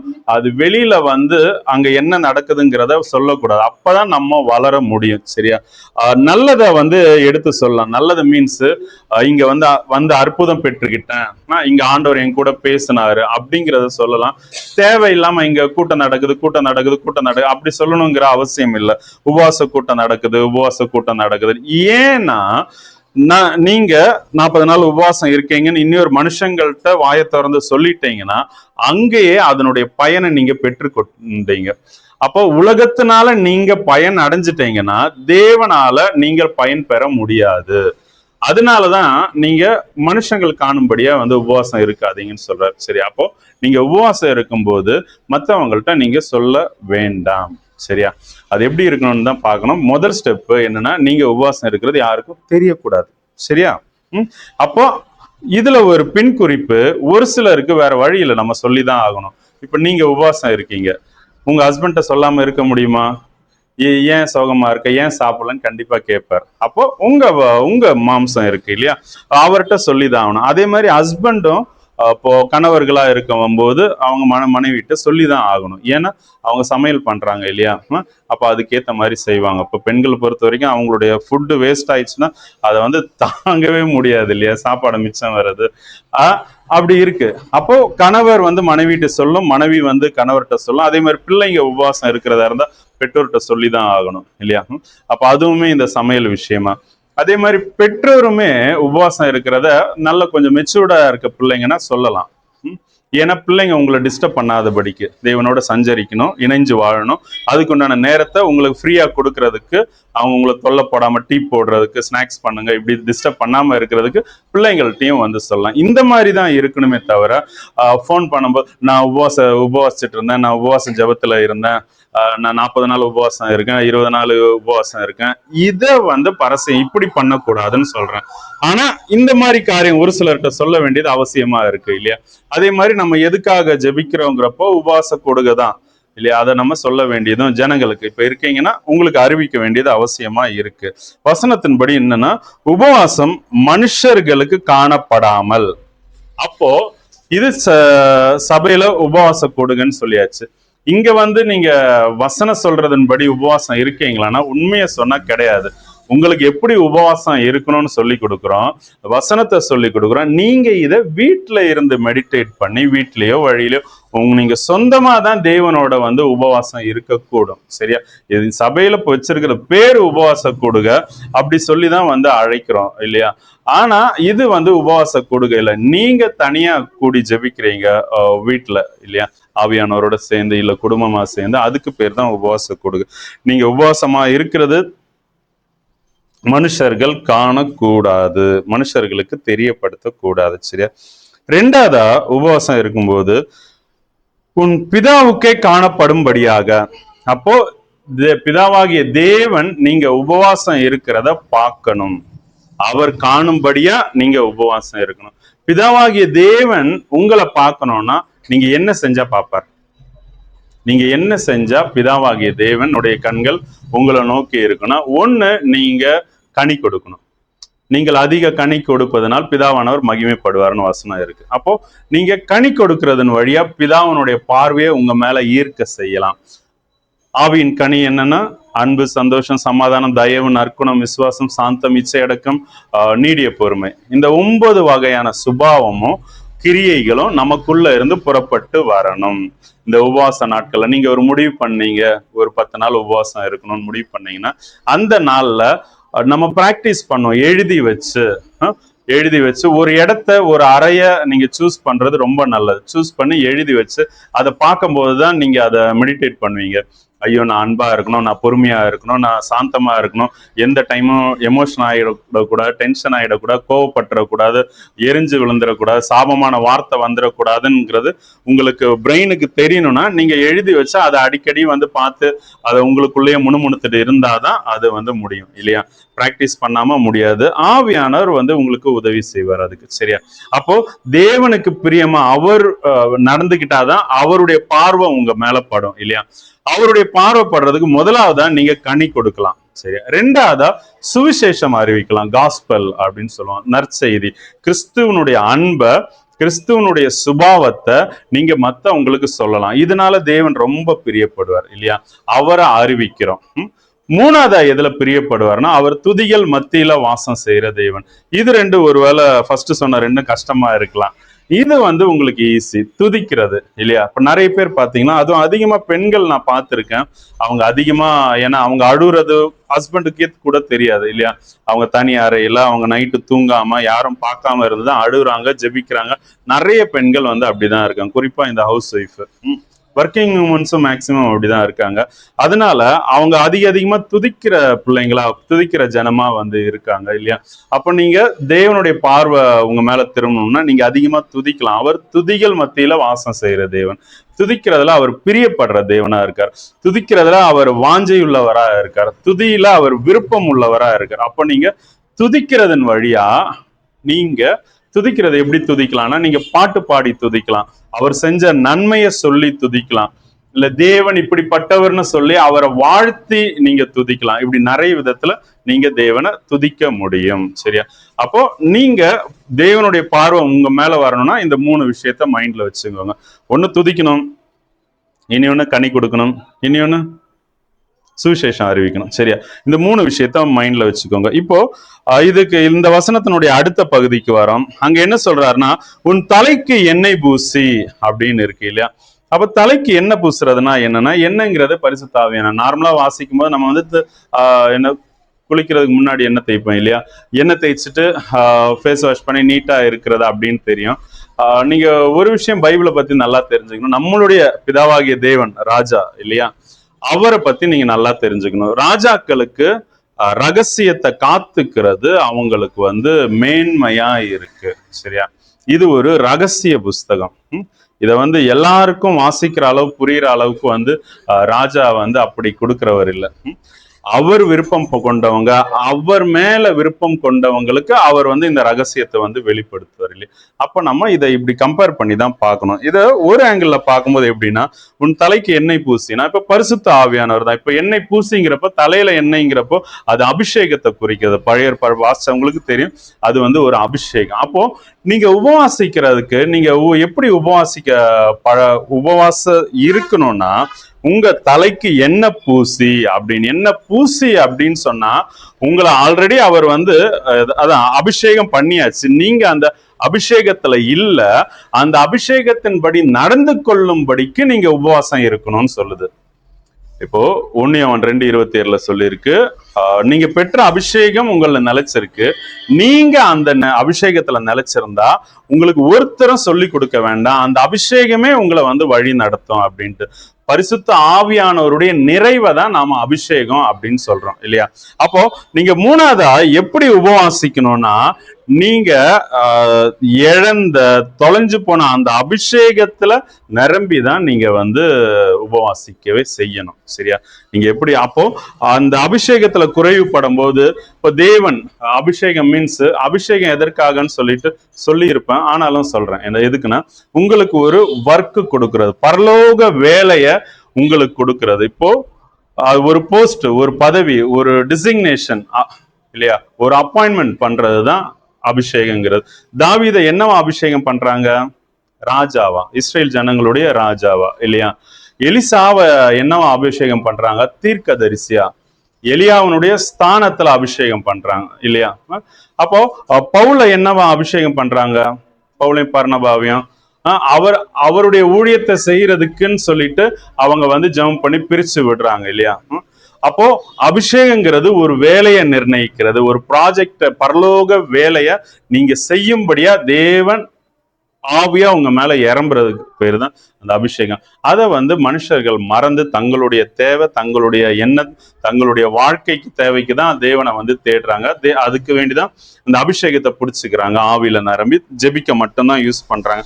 ஆனா வசனம் சொல்லுது, நீங்க உபவாசிக்கும் போது உங்க தலைக்கு எண்ணெய் பூசிதான் ஆகணும். அதாவது நீங்க அந்த அபிஷேகத்துல தான் இருக்கணும். அந்த அபிஷேகங்கிறது நீங்க இழந்தது. இப்போ என்கிட்ட அவர் உன் பிதாக்களுடைய தேசத்துக்கு போன்னு சொன்னார். அப்போ நான் இங்க அதனாலதான் வந்தேன். கன்னியாகுமரி எனக்கு துளி கூட பிடிக்காத, அதுவும் நான் ஓப்பனா சொல்றேன், எல்லாரும் கன்னியாகுமரி ஆளுங்க, என் மனசுல உள்ளதை ஓப்பனா சொல்றேன். சரியா? இப்ப நான் மெட்ராஸ்ல இருந்தேன்னா ஏனோ தெரியாது இங்க பிடிக்காது, ஆனா தாத்தாவையும் பாட்டியும் அம்மாவுடைய அப்பா அம்மாவை எனக்கு பிடிக்கும், ரொம்ப நல்லா பிடிக்கும். சரியா? வேற எதுவுமே வந்து எனக்கு பிடிக்காது. இங்க இருக்கிற இடம், கிளைமேட்டு, மரம், ரோடு எதுவும் பிடிக்காது. நான் மொத்தத்துல வேற என்ன சொல்றது, மெட்ராஸ்ல பில்டிங்கு, காரு, ரோடு, கடைங்க இந்த மாதிரி எல்லாம் பார்த்து வளர்ந்தேன்னா எனக்கு அதுதான் பிடிக்கும். எனக்கு இங்க கிராமம் ஒரு துளி கூட பிடிக்காது. ஆனா தேவன் என்ன பிதாக்களுடைய தேசத்துக்கும் போகணும்னு சொன்னார். சரியா? பிதாக்களுடைய தேசம்னா இந்த மாவட்டம், இந்த மாவட்டத்துல எங்க போகணும்னு தெரியாது, அதுக்கு வேண்டி உட்கார்ந்து ஜெபிச்சு சரி எங்க போகணும்.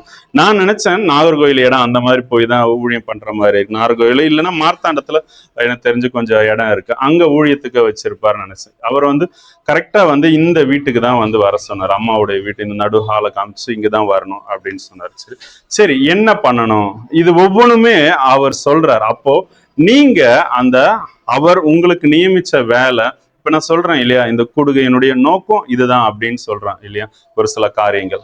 அதே போல ஒரு பாயிண்ட், ஒரு கோல் இல்லையா, அதை வச்சு அதுல நடக்கணும். அதுல நம்ம இழந்து போய் இருக்கும்போது அதை பெற்றுக்கொள்ளும்படியா நீங்க உபவாசம் இருக்கணும். உங்களுக்கு எந்த அளவு புரியுதுன்னு எனக்கு தெரியல, அப்புறமா லாஸ்ட்ல ஒருவேளை ரீஜா விளக்குவாங்க. சரியா?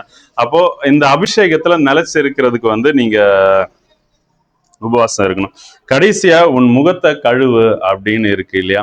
இப்போ முகம்ங்கிறது face is the index of heart அப்படின்னு சொல்லுவாங்க இல்லையா? முகம்னா இப்போ இவ சந்தோஷமா இருக்காளா துக்கமா இருக்காளா முகத்தை பார்த்தா தெரிஞ்சிடும். இவளுக்கு உடம்பு சரியில்லைன்னு சொன்னா இல்லையா, அது முகத்துல நல்லா தெரியும். இந்த மாதிரி செம ஜாலியா இருக்காங்க, அதுவும் முகத்துல தெரியுது இல்லையா? ஏன்னா நம்ம இருதயத்தின் நினைவை யோசிக்கிற காரியம் முகத்துல அப்படியே பிரதிபலிக்கும். அதுதான் இங்கிலீஷ்ல face is the index of ஹார்ட்ம்பாங்க. அந்த முகத்தை கழுவுங்கிறாரு. முகத்தை கழுவுறதுன்னா உங்க இருதயத்தை சுத்திகரி அப்படின்னு சொல்றாரு. கிளென்லினஸ் இல்லையா? அப்போ பரிசுத்தமாக்குங்க, பரிசுத்தத்தோட வந்து உபவாசம் பண்ணுங்கன்னு சொல்றாரு. நீங்க உபவாசம் இருக்கிற நாள்ல வந்து ஐயோ அடுப்பை ஆஃப் பண்ணலையா, இன்னைக்கு என்ன குழம்பு வைக்கலாம், இன்னைக்கு என்ன கறி வாங்கலாமா இல்ல மீன் வாங்கலாமா, இந்த மீன் தான் இருக்கு, இந்த யோசனை எல்லாம் இருக்கக்கூடாது. அதுக்குதான் முதல்ல சொன்ன உபவாசம்ங்கிறது தேவனோட சஞ்சரிக்கிறது. ஓகே, அப்படி இருக்கும். தேவனோட சஞ்சரிக்கிறது தான் உபவாசம் அப்படின்னு சொல்லிச்சு. அப்போ நீங்க எதுக்காக உபவாசம் இருக்கணும்னா தேவன் உங்களோட இல்லைங்கிறதுக்காக நீங்க உபவாசம் இருக்கணும். தேவன் என்னோட இருக்கணும், அவரோட சஞ்சரிக்கணுங்கிறதுக்கு வேண்டி நம்ம உபவாசம் இருக்கணும். அது எப்படி இருக்கணும்னு தான் பார்த்தோம். யார்கிட்டையும் சொல்லக்கூடாது, பிதா உங்களை பார்க்கணும், நீங்க செய்யற உபவாசத்துல அவர் பார்க்கணும். மூணாவது, நீங்க இழந்த அபிஷேகத்தை பெற்றுக்கொண்டு அதுல இருந்துதான் நீங்க உபவாசம் இருக்கணும். நாலாவது, பரிசுத்தமா இருந்து உபவாசம் இருக்கணும். சரி, உபவாசம்லாம் எப்படி இருக்கணும்னு சொன்னீங்க, எதுக்கு என்னென்ன காரியத்துக்கு உபவாசம் இருக்கலாம் அப்படின்னா, எனக்கு தெரிஞ்சு ஒண்ணு அந்த தேவனோட இருக்கிறது அந்த மாதிரி இருக்கு, அடிக்கடி இருக்கிறது நல்லது. வாரத்துல 2 3 எல்லா நாளுமே புதிய ஏற்பாட்டின்படி இருக்கிறது அது உகந்தது. அதான் விரதம் இருக்கிறது வேற, உபவாசம் இருக்கிறது வேற. சரியா? இப்போ எதுக்கு இருக்கலாம்னா வசனம் இந்த சுவிசேஷ பகுதியில சொல்லுது, நீங்க இவ்வகையான பிசாசு உபவாசத்திலும் ஜெபத்திலும் உபவாசத்திலுமே அன்றி போகாது அப்படின்னு. அப்போ நீங்க உபவாசம் இருக்கும்போது, உபவாசம் இருக்கிறத நான் தேவனோட சஞ்சரிக்கிறதுனே சொல்றேன். அது எனக்கு ஈஸியா இருக்கு. சரியா? நீங்க தேவனோட சஞ்சரிக்க என்ன ஆகும்? உங்களுடைய சரீரத்தை போஷிக்கிறத நீங்க மறப்பீங்க. உங்களுடைய ஆத்மாக்கு தேவையான போஜனம் நீங்க தேவனோட இணைந்து வாசம் செய்யும் போது ஆத்மா அப்படியே புஷ்டி ஆகும் இல்லையா? அப்போ இந்த சரீரத்துக்கு ஆகாரம் தேவைப்படாது, தண்ணி தேவைப்படாது. அப்போ உங்க சரீரத்தை ஒடுக்கும் போது நீங்க ஆவியில பலம் கொண்டு இருப்பீங்க. நீங்க ஆவியில பலம் கொண்டு இருக்கும்போது பிசாச அழகா ஜெயிக்க முடியும். ஏன்னா எபேசியர் 6 எடுத்துக்கோங்க, அதுல 11-12 இருந்து நான் வாசிக்கிறேனே, நீங்கள் பிசாசின் தந்திரங்களோடு எதிர்த்து நிற்க திராணி உள்ளவர்கள் ஆகும்படி தேவனுடைய சர்வாயுத வர்க்கத்தையும் தரித்துக் கொள்ளுங்கள். ஏன்னா மாம்சத்தோடும் இரத்தத்தோடும் மட்டும் அல்ல, துரைத்தனங்களோடும் அந்தகாரங்களோடும் இந்த பிரபஞ்சத்தின் அந்தகார லோகாதிபதிகளோடும் வான மண்டலங்களில் உள்ள பொல்லாத ஆவிகளின் சேனைகளோடும் நமக்கு போராட்டம் உண்டு. ஆனா நம்ம என்ன ஜெபிக்கிறோம்?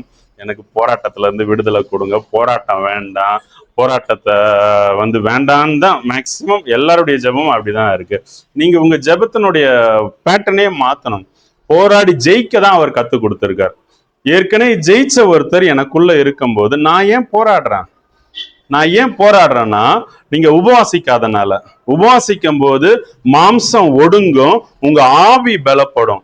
ஆவியினாலதான் ரோமர் 8 சொல்லியிருக்கு மாம்ச கிரியைகளை அழிக்க முடியும். நீங்க ஆவியில பலப்பட்டீங்கன்னா இந்த பிசாசனுடைய கிரியைகளை ஈஸியா அழிக்கலாம். அப்படிதான் இங்க அதுதான் திரும்ப கூட சொல்றேன், மாம்சத்தோடும் இரத்தத்தோடும் மட்டும் அல்ல, மாம்சத்தோடு இரத்தத்தோடு மட்டும் இல்லை. அப்போ எல்லாத்தோடையும் நமக்கு போராட்டம் இருக்கு.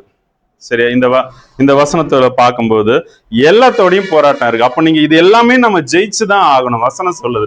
எப்படி ஜெயிக்க முடியும்? கிறிஸ்துவோடு, அவருடைய ஆவியோடு. இதுல தேவனுடைய சர்வாயுத வர்க்கம் என்ன? தேவ வசனமாகிய ஆவியின் பட்டயம் கடைசியா சொல்லி இருக்கு இல்லையா? நான் அதை மட்டும் தான் சொல்றேன். சரியா? அப்போ அதை எடுத்துதான் சண்டை போடணும். பாக்கி எல்லாமே கவசம், நம்மளை காத்து கொள்றது. ஆனா பிசாசை நீங்க ஜெயிக்கிறதுக்கு ஒரே ஒண்ணுதான் இருக்கு, ஆவியின் பட்டயம் இல்லையா?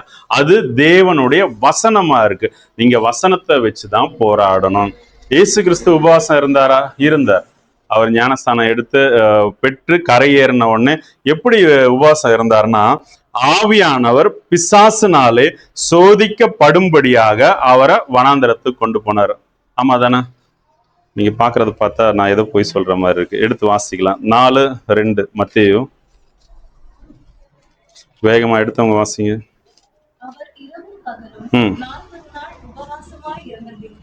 போதும். முதல் வசனம் சொல்லுது, ஆவியானவராலே வனாந்தரத்திற்கு கொண்டு போகப்பட்டார். இயேசு பிசாசினால் சோதிக்கப்படுவதற்கு ஆவியானவராலே வனாந்தரத்துக்கு கொண்டு போகப்பட்டார். அவர் இரவும் பகலும் 40 நாள் உபவாசமா இருந்த பின்பு அப்படின்னு இருக்கு. அப்போ எதுக்கு உபவாசம் இருக்கலாம்னா, ஒண்ணு தேவனோட இணைஞ்சு அந்த தேவ வல்லமையை பெற்றுக்கொள்றதுக்கு, அந்த ஆவியினுடைய காரியத்தெல்லாம் பெற்றுக்கொள்றதுக்கு உபவாசம் இருக்கலாம். 2வதா நீங்க பிசாசை எதிர்க்கிறது கண்டிப்பா உபவாசம் அவசியம். உபவாசம் இல்லாம பிசாசை எனக்கு தெரிஞ்சு எதிர்க்க முடியாது. ஒரு சில பிசாசை எதிர்க்கலாம். மற்றபடி நீங்க எக்ஸாக்டா இப்போ நீங்க பாத்தீங்கன்னா, உங்களுக்கு ஒருவேளை சபையில சொல்லி கொடுக்கறது கடினமா ஜெபிக்கும் போது அந்த நேரத்துக்கு ஒரு சில வாரத்துக்கு, நாட்களுக்கு, மாசத்துக்கு தான் அந்த போராட்டம் போகுமே தவிர திரும்பவும் அதே பிரச்சனை வரும். அது கடனா இருக்கட்டும், புருஷன் பிரச்சனை, பிள்ளைங்க பிரச்சனை, சொல் பேச்சு கேளாத பிரச்சனை, இல்ல மாம்சத்துல ஒரு போராட்டம், எதுனாலும் திரும்பவுமே வருதே. ஏன்னா நாம முழுசா அதை ஜெயிக்காதனாலதான் திரும்ப திரும்ப திரும்ப ஒரே ப்ராப்ளம் ரிப்பீட்டடா வந்துகிட்டே இருக்கும். இல்ல நோயா இருக்கட்டும், வியாதியா இருக்கட்டும், வருமானம் கையில நிக்காத அந்த காரியமா இருக்கட்டும், ஒரு விஷயத்தை செய்ய துவங்கினா எந்த விஷயத்தை ஆரம்பிச்சாலும் அது பரிபூர்ணமா முடியாது. எல்லாத்துலயும் போராட்டமா இருக்குன்னா ஏன்னா நீங்க அந்த கிரியையை ஜெயிக்காதனால. ஹல்லேலூயா. அப்போ இதுக்கு இந்த பிசாசனுடைய கிரியைகளை அழிக்க தான் நம்ம கர்த்தராக கிறிஸ்து இயேசு வந்தார். அவர் ஜெயிச்சிட்டார். ஜெயிச்ச அவர் தம்முடைய ஆவி, அவருடைய ஆவியே நமக்கு கொடுத்திருக்கார். கலாத்தியர்ல அழகா சொல்லியிருக்கு, அவருடைய குமாரனுடைய ஆவியை கொடுத்திருக்காரு அப்படின்ட்டு. அப்போ அந்த கிறிஸ்து இயேசுனுடைய ஆவியை பெற்றுக்கொண்டு நாம இந்த பிசாசை ஜெயிச்சே ஆகணும். ஹல்லேலூயா, ஹல்லேலூயா. உங்களுக்கு புரிஞ்சது தானே? ஏதாவது டவுட்ஸ் இருக்கா உபவாசத்தை குறிச்சு, உபவாச ஜெபத்தை குறிச்சு? விட்டா போதுன்னு சொல்றாங்க. சரி, கர்த்தர் தாமே உங்களை ஆசீர்வதிப்பாராக. தொடர்ந்து ஜெபிப்பாங்க. இவ்வித பிசாசுகள் உபவாசத்தினால அன்றி போகாது அப்படின்னு இருக்கு. அப்போ உபவாசம்னு சொல்றது என்னன்னு கற்றுக் கொடுத்தாங்கன்னா, தேவனோடு சஞ்சரிச்சா மட்டும்தான் இவ்வித பிசாசுகளை துரத்த முடியும். அதனாலதான் உபவாசத்தினாலேண்டி ஒரு சில பிசாசுகளை துரத்த முடியாது சீஷர் கூட சொல்வார். இப்போ உபவாசம் என்பது தேவனோடு கூட சஞ்சரிக்கிறது. தேவனோடு கூட சஞ்சரிச்சா மட்டும்தான் அந்த பிசாசுகளை துரத்த முடியும். அதனாலதான் பெரிய ஆளுங்களை எல்லாம், தீர்க்கதரிசிங்களையும் பெரிய ஆளுங்களை எல்லாம் அவங்க போய் பார்க்கறது. இந்த மாதிரி பிரச்சனைகள் இருக்குது, எங்களுக்காக நீங்க ஜெபம் பண்ணுங்க. ஆண்டவரோடு கூட சஞ்சரிக்கிறவர்களால மட்டும்தான் அதை செய்ய முடியும். வானமண்டலத்தின் பொல்லாத ஆவிகளை துரத்தி அதை ஜெயிக்க முடியும். அப்படி இருந்தால் மட்டும்தான் அதை அதுலேருந்து வெற்றி பெற முடியும்னு ஆண்டவர் சொல்றாரு. நல்ல ஒரு காரியத்தை ஆண்டவர் சொல்லி தந்திருக்கிறாரு. உபவாசம் என்பது இந்த உபவாசத்தினுடையது இதே தான் இஸ்ரவேல் ஜனங்களுக்கும் அவர் சொல்றாரு பாருங்க. மோசையினுடைய காலத்துல அந்த மன்னாவை வனாந்திரத்துல பொறுக்கிறதுக்கு போறதுக்கு காலையிலே எழுப்புறாரு. அவர் ஒரு விஷயத்தை அவரை பழக்கிறாங்க, இஸ்ரவேல் ஜனங்களை பழக்க வைக்கிறாரு. காலையில எழும்பணும், அதை எடுக்கணும், அதுக்கப்புறம் நீங்க அதை சீர்படுத்தணும், அந்த உணவை எடுத்துட்டு சீர்படுத்தணும், அதை நீங்க சாப்பிடணும், பண்படுத்தி சாப்பிடணும். இன்னைக்குள்ளது மட்டும்தான் எடுக்கணும், நாளைக்கு நீங்க எடுக்கக்கூடாது. அப்படி நீங்க எடுத்தீங்கன்னா அது கெட்டு போயிடும், அது பழசாயிடும், அது நாற்றம் எடுத்துரும் அப்படின்னு சொல்றாங்க. ஏன்னா இன்னைக்கு எடுக்கிற அந்த சாப்பாடு அவங்க சாப்பிட்டு மிச்சமானதை அவங்க எல்லா வேலைகளையும் செய்கிறாங்க, நிறைய காரியங்களை திங்க் பண்றாங்க. எதுவுமே இந்த வேதத்துல கொடுத்திருக்கிற எதுவுமே உலக பிரகாரமான மாம்சத்துக்குரியவைகள் அல்ல. இது பரலோகத்தினுடைய திட்டங்களும் பரலோகத்தினுடைய வெளிப்பாடுகளும் தான் இந்த வேதத்துல இருக்கிறது எல்லாமே. நேற்றைய தினத்துல ஆண்டவர் எனக்கு சொல்லிக் கொடுத்த காரியங்களை அதுதான். எப்படின்னா கொலோசியர் எழுதின கொலோசியருக்கு பவுல் எழுதின அந்த நிருபத்தை படிக்கும் பொழுது 3ஆவது அதிகாரத்தினுடைய 3-4 வசனம் படிங்க. கொலோசியர் 3ஆவது அதிகாரம் 3-4 வசனம். நீங்கள் மறைத்தீர்கள், உங்கள் ஜீவன் கிறிஸ்துவுடனே தேவனுக்குள் மறைந்திருக்கிறது. நம்முடைய ஜீவனாகிய கிறிஸ்து வெளிப்படும் போது நீங்களும் அவரோட கூட மகிமையிலே வெளிப்படுவீர்கள். பாத்தீங்களா எவ்வளவு அழகா அவர் எழுதுறாரு பாருங்க. அதுக்கு கீழே உள்ள 2 வசனத்தை கூட படியுமா? 5. ஆகையால் விபச்சாரம், அசுத்தம், மோகம், துர்இச்சை, விக்கிரக ஆராதனையான பொருளாசை ஆகிய இவைகளை பூமியில் உண்டு பண்ணுகிற உங்கள் அவயவங்களை அழித்து போடுங்கள். இவைகளின் பொருட்டே கீழ்ப்படியாமையின் பிள்ளைகள் மேல் தேவ கோபாக்கினை வரும். ஓகே, தேவ கோபாக்கினை வரும். நான் பேசுற எதுவுமே யூடியூப்ல போட்டுறாதீங்க, கட் பண்ணி போடுங்க. சரி, உண்மையிலேயே இது சிந்திக்க வேண்டியதா இருந்தது. எங்களுடைய ஆன்லைன் குரூப்ல 40 நாள் ஃபாஸ்டிங் ப்ரேயர் ஸ்டார்ட் ஆயிடுச்சு. நேத்திக்கு 2வது நாள், இன்னைக்கு 3ஆவது நாள். 7:30 மணிலேருந்து 10:30 மணி நேரம் 3 மணி நேரம் ஆன்லைன்ல ப்ரேயர் நடக்குது. ஒவ்வொரு விஷயத்துக்காக ப்ரேயர் பண்ணுவாங்க. 45 மினிட்ஸ் தான் மெசேஜ், மற்ற எல்லாமே ப்ரேயர் ரிக்வஸ்ட்டுக்காக ப்ரேயர் பண்றதாங்க. இப்போ அவங்களோட பேசுறதுக்கு ஆண்டவர்கிட்ட நான் கேட்டேன், நான் எதை குறித்து நான் பேசணும் ஆண்டவரே, எனக்கு அது ஒரு தெளிவான 40 நாள் பேசணும்னா நான் எப்படி பேசணும், எதை குறித்து பேசணும் அப்படின்னு சொன்னப்போ அவர் ஆண்டவர் என்கிட்ட சொன்னாரு, நீ இருக்கிற உனக்கு நான் என்ன செஞ்சனோ அதை அவங்களுக்கு சாட்சியா சொல்லணும். நான் சொன்னேன், எல்லாத்தையும் நான் எப்படி சொல்ல முடியும், எனக்கு அது கொஞ்ச நாள்லயே முடிஞ்சு போயிடுமே, நான் எப்படி பேச, நீ சொல்லு, நீ எப்படி என்ன விசுவசித்த, எப்படி எனக்குள்ள அன்பு கூர்ந்த, எப்படி நீ என்ன ஆராதிச்ச, ஒவ்வொரு விஷயத்தையும் எப்படி பெற்றுக்கொண்ட தேவனுடைய சமூகத்துல நின்று, இது அவங்களுக்கு கிளாஸ் அப்படின்னு சொல்லிட்டு ஒரு 10 காரியங்களை குறித்து சொன்னாரு. பெற்றோருக்கு கீழ்ப்படிதல், செம்மையானவர்களுடைய ஜெபம், கர்த்தருக்கு பயப்படுதல், மனம் திரும்புதல், கர்த்தருக்கு ஏற்ற காரியத்துல கீழ்ப்படிந்து வருகிறது, விசுவாசம், உண்மையான ஆராதனை, ஜெபமும் சமாதானமும், அப்படின்னு இப்படி நிறைய காரியங்கள் முழு வாழ்க்கை தேவனோடு கூட ஒன்றிணைக்கிறதுதான் கடைசி பாயிண்ட். முழு வாழ்க்கையும் தேவனோடு கூட ஒன்றிணைத்து வச்சிருக்கணும். அப்படி இருந்தாதான் இது வெற்றியின் பாதை அப்படின்னு சொல்லிட்டு நீ பேசு, ஆனா இவங்க எல்லாம் செவி கொடுப்பாங்களான்னு தெரியாது. இன்னைக்கு கூட நான் ஜெபம் பண்ண காரியங்கள் உங்களுக்கு எத்தனை பேருக்கு அது புரிஞ்சிச்சுன்னு எனக்கு தெரியாது. மோசே மன்னாவை குறித்து பண்ண தேவனுடைய பரலோக மன்னாவை குறித்து ஒரு ரகசியம் உங்களுக்கு தெரியணும்னா, அது ஒரு ரெடிமேடா கிடைச்சது அப்படின்னு நீங்க நினைக்கிறீங்க. மன்னாவை எடுத்து பாத்திரத்துல வச்சு வீட்டுக்கு சாப்பிட்டா போதும். காலையில கொஞ்சம் எடுத்து சாப்பிட்டு, மத்தியானம் கொஞ்சம் சாப்பிட்டு, நைட்டு கொஞ்சம், அப்படி இல்லை. அந்த மன்னாவை எடுத்துட்டு ரெடி பண்ணணும் அவங்க வீட்டுல. அதுதான் அவர் சொன்ன யாத்திரையாகமத்துல, எண்ணாகமத்துல ஒரு நல்ல ஆண்டவர் கொடுத்திருக்கிறாரு அந்த வசனத்துல. எண்ணாகமும் சரி, யாத்திரையாகமத்துல, யாத்திரையாகமம் 16வது அதிகாரத்துல 20, 21, 22 வசனங்களை நீங்க படிச்சீங்கன்னா நல்லா தெரியும். மோசேயே சொல் கேளாமல் சிலர் அதில் விடியற்காலம் மட்டும் கொஞ்சம் மீதியாய் வைத்தார்கள். அது பூச்சி பிடித்து நாற்றம் எடுத்து அவர்கள் மேல் மோசே கோபம் கொண்டான். அதை விடியற் காலந்தோறும் அவரவர் புசிக்கும் அளவுக்கு தக்கதாய் சேர்த்தார்கள். வெயில் ஏற ஏற அது உருகி போயிட்டுது. பாருங்களேன், இந்த அவங்களுக்கு மட்டுமே இதை அவங்க சேர்த்தாங்க. பாருங்க, தேவைக்குள்ளதை மட்டும்தான் சேர்த்தாங்க. ஆண்டவர் சொல்ற புதிய ஏற்பாடுல வருவோம். நம்ம இப்ப எதையுமே பழைய ஏற்பாடு படிக்கிறது இல்லை, பழைய ஏற்பாடு நமக்கு புரியறதும் இல்லை. புதிய ஏற்பாடுல வந்தீங்கன்னா காலை தோறும் அவருடைய கிருபை புதிதா இருக்கிறதுன்னு கற்றுக் கொடுக்குறாங்க. அதிகாலையிலே என்னை தேடுகிறவர்கள் என்னை கண்டடைவார்கள். யாராகிலும் அதிகாலையில தேடுறீங்களா? தேடுறீடாமா? இன்னைக்கு காலையில எழும்பி ஜோம் பண்ணியாடாமா? ஜோம் பண்ணியா? காலையில விடிய காத்தால் 4 மணி, சரி விடு 5 மணி, 4 மணி உங்களுக்கு குற்று இருட்டு, கார் இருள், அப்படிதானே, நல்ல தூக்கம் வர நேரம். 5 மணிக்கு எழும்பி ஆண்டவரை தேடுனீங்களே? இல்லை இல்லை, தேடலைன்னா என்ன வரும்னு நீதான் படிச்ச வசனத்துல என்ன வருமா? என்ன பண்ணுமா? ஆகிய இவைகளை பூமியில் உண்டு பண்ணுகிற உங்கள் அவயவங்களை அழித்து போடுங்கள், இவைகளின் பொருட்டு கீழ்ப்படியாமன் பிள்ளைகள் மேல் தேவ கோபாக்கினை வரும். தேவ கோபாக்கினை வந்ததா இல்லையா? அழிச்சாரா இல்லையா? பேழைக்குள்ள ஏறாதவங்களை அவர் அழிச்சாரா இல்லையா? இப்ப எதுல அழிப்பேன்னு சொன்னாரு? அக்கினினால் அழிப்பேன்னு. இப்ப இவர் என்ன சொன்னாரு? உபவாசம் என்பது தேவனோடு கூட சஞ்சரிச்சா மட்டும்தான் இதை நீங்க பெற்றுக்கொள்ள முடியும். கனியை கொடுக்கணும்.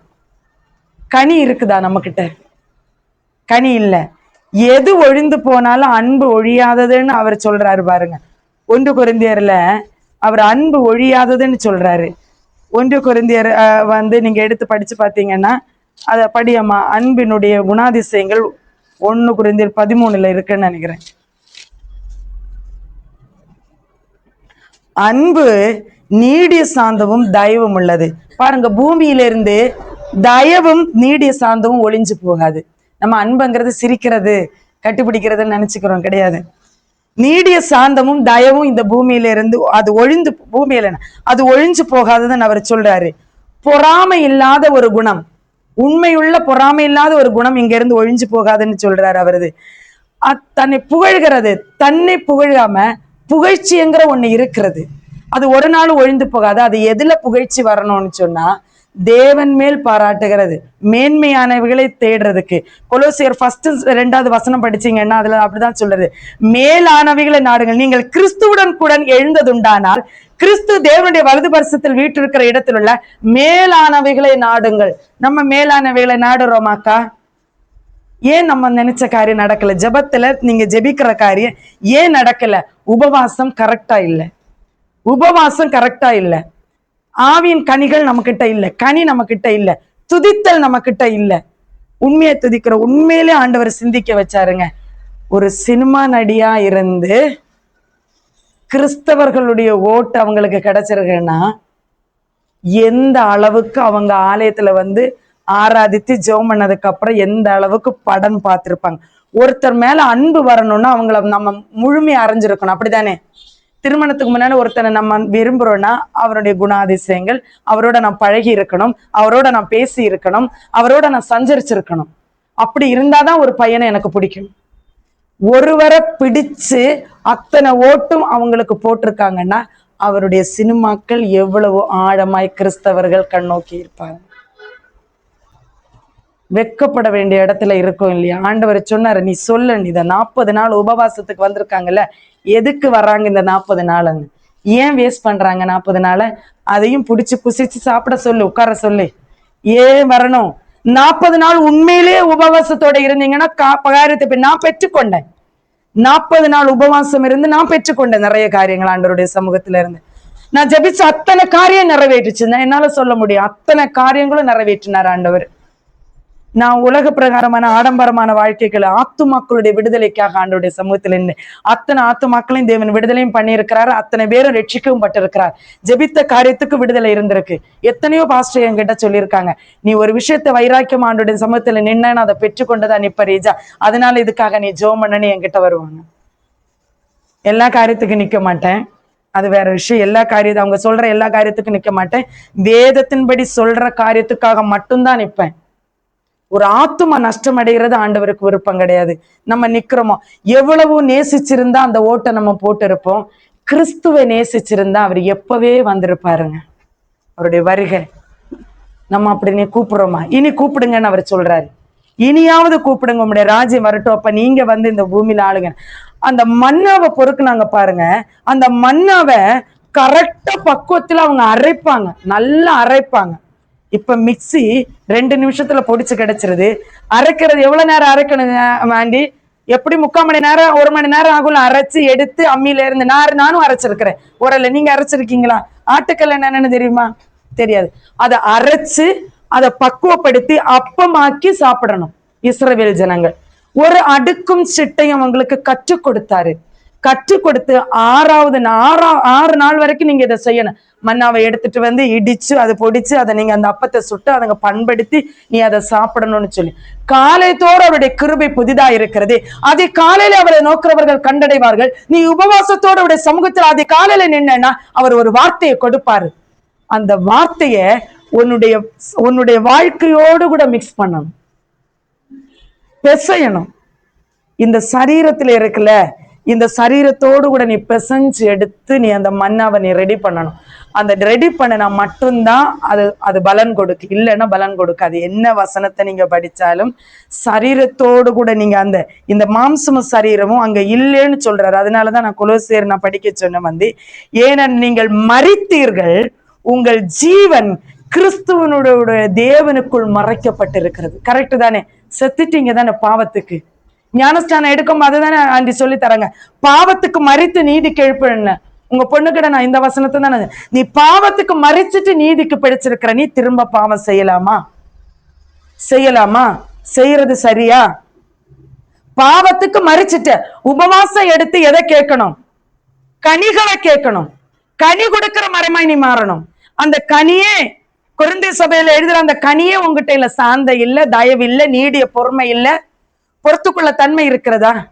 இந்த குரூப்ல 40 நாள் உபவாசம் நடக்கிற குரூப்ல அந்த பிள்ளை அழுதா, என்னால வாழவே பிடிக்கல. ஏன்னா நாங்க கொடுக்கிற உபதேசத்தின் பிரகாரம் அவளுடைய வாழ்க்கையை மாற்றிக்கொண்டபடினால, அவளுடைய ஒரு பாஸ்டர், ஒரு மேய்ப்பன் ஒரு ஆடை எப்படி பராமரிக்கணும், அவனை பழுது பார்த்து அதுக்கு ஏதாவது குறை இருக்கிறதா, அதுக்கு தேவைகள் இருக்கிறதா, அது எப்படி இருக்கிறது, அந்த ஆடை வந்து நல்லா கவனிக்கணும். பாருங்க, நான் ஒண்ணு நீங்க தெரிஞ்சுக்கிடலைன்னா உங்களால பெற்றுக்கொள்ள முடியாது.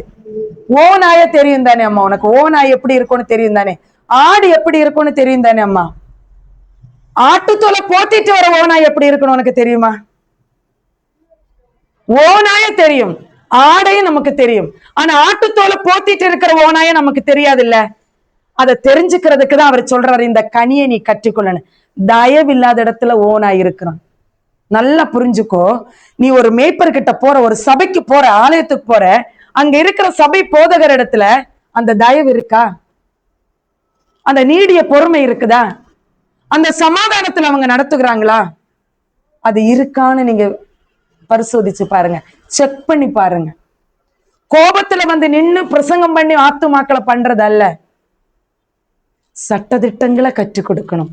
பரலோகத்தினுடைய சட்டதிட்டங்கள். அவர் சொல்ற, நீ செத்திட்ட, கிறிஸ்துவோடு கூட தேவனுக்குள் மறைக்கப்பட்டிருக்கிற, இயேசு கிறிஸ்துவோடு கூட மறைக்கப்பட்டிருக்கிறோம். அவருடைய ரத்தத்தினால கழுவப்பட்டு மறைக்கப்பட்டிருக்கிறோம். நம்முடைய பாவம் கழுவப்பட்டு இயேசு கிறிஸ்துடைய ரத்தத்தினால் மறைக்கப்பட்டிருக்கிற நாம் தேவனுக்குள் மறைந்திருக்கிறோம்னு சொல்ற. தேவனுக்குள்ள மறைஞ்சிருக்கிற நாம் குணாதிசயங்கள் எப்படி இருக்குது? தேவனோடு கூட சஞ்சரிச்சா மட்டும்தான் ஜெபத்துல கேட்கிற காரியங்கள் கிடைக்கும். அவரும் கொடுப்பார். யார் கொடுப்பா? சாத்தானும் உனக்கு கொடுப்பாங்க. ஆட்டு தோலை போத்தி கொண்டு வருகிற ஓனாயும் உனக்கு கொடுக்க முடியும். உப்பரிகைக்கு தேவாலயத்தின் உப்பரிகை மேல கொண்டு போய் சொன்னாரு, நீ பாரு இந்த பூமியை, பூமியினுடைய நிறைவை சொல்லி, இது எல்லாம் எனக்கு ஒப்பு கொடுக்கப்பட்டிருக்கிறது, இதெல்லாம் உனக்கு கொடுக்கிறேன்னு. கடை மாறுதா? ஜெபிக்கிற சில காரியங்கள் கிடைக்குதா? வீடு கிடைக்குது, வேலை கிடைக்குதுன்னு சொல்றீங்க, நிரந்தரமா இருக்கிற அதுல ஆசீர்வாதம் இருக்கிறதா? வேதனை இல்லாம அதை நீங்க சாப்பிடுறீங்களா? வேதனை வருதுன்னா உலகத்தின் அதிபதி உனக்கு அதை கொடுத்திருக்கிறான். தேவன் கொடுத்தாருன்னு அவர் சொல்றாரு, என் ஆசீர்வாதத்திலே நான் வேதனையை கூட்டார் என்று வேதன் சொல்றது. அவருடைய ஆசீர்வாதம் வேதனையை கூட்டாது. உபவாசம் எடுத்து நீ கேட்டுனா, அவரை துதிச்சேன்னா, அவரு கனிகளை கொடுத்துட்டேன்னா கரெக்டா நீ பெற்றுக்கொள்ள முடியும், கரெக்டா தான் ரிசீவ் பண்ண முடியும். நீ ரிசீவ் பண்ணலன்னா ரெடிமேடா கொடுத்தத ரெடிமேடா தாங்க இருக்கும். காலையில நீ பொறுக்கி அதை அரைச்சு அதை நீ சாப்பிட்டேன்னு வச்சுக்கோ, அது உன்னுடைய உழைப்பு இருக்கிறது. உன் கையின் பிரயாசத்தை நீ சாப்பிடுவேன்னு அவர் சொல்றாரு. அந்த பிரயாசம் நம்ம சாப்பிடுறது இல்ல. நம்ம பிள்ளைகளுக்கு கரெக்டா பிறக்கும் பொழுதே தேவனுடைய காரியத்தை சொல்லி கொடுத்திருந்தேன்னா இப்படி இடமா இப்படி தவறுதல் இருக்குமா போட்டேன்னு சொல்லிருந்தேன். என்கிட்ட நான் என் பையனுக்காக நான் நேத்திய தினத்துல ஆண்டோட சமூகத்துல நான் சொன்னேன், பிறக்கும் போதே அவனை கடிஞ்சு கொண்டு நீ அதை செஞ்சிருந்தேன்னா நீ எங்க போன? வேலைக்கு போன, சம்பாதிக்க நீ போன. உன் பிள்ளைங்க தெருவுல எல்லாம் நடந்தாங்க, சம்பாதிக்க போன நீ இப்ப உன் பிள்ளைய நீ பிடிக்கணும்னு நினைச்சா பிடிக்க முடியுமா? இப்ப அழுன்னு சொல்றாரு. என் சமூகத்துல வந்து கண்ணீர் விடு, நீ செஞ்ச தப்பெல்லாம் ஒன்னா நீ சொல்லு, நானு நீ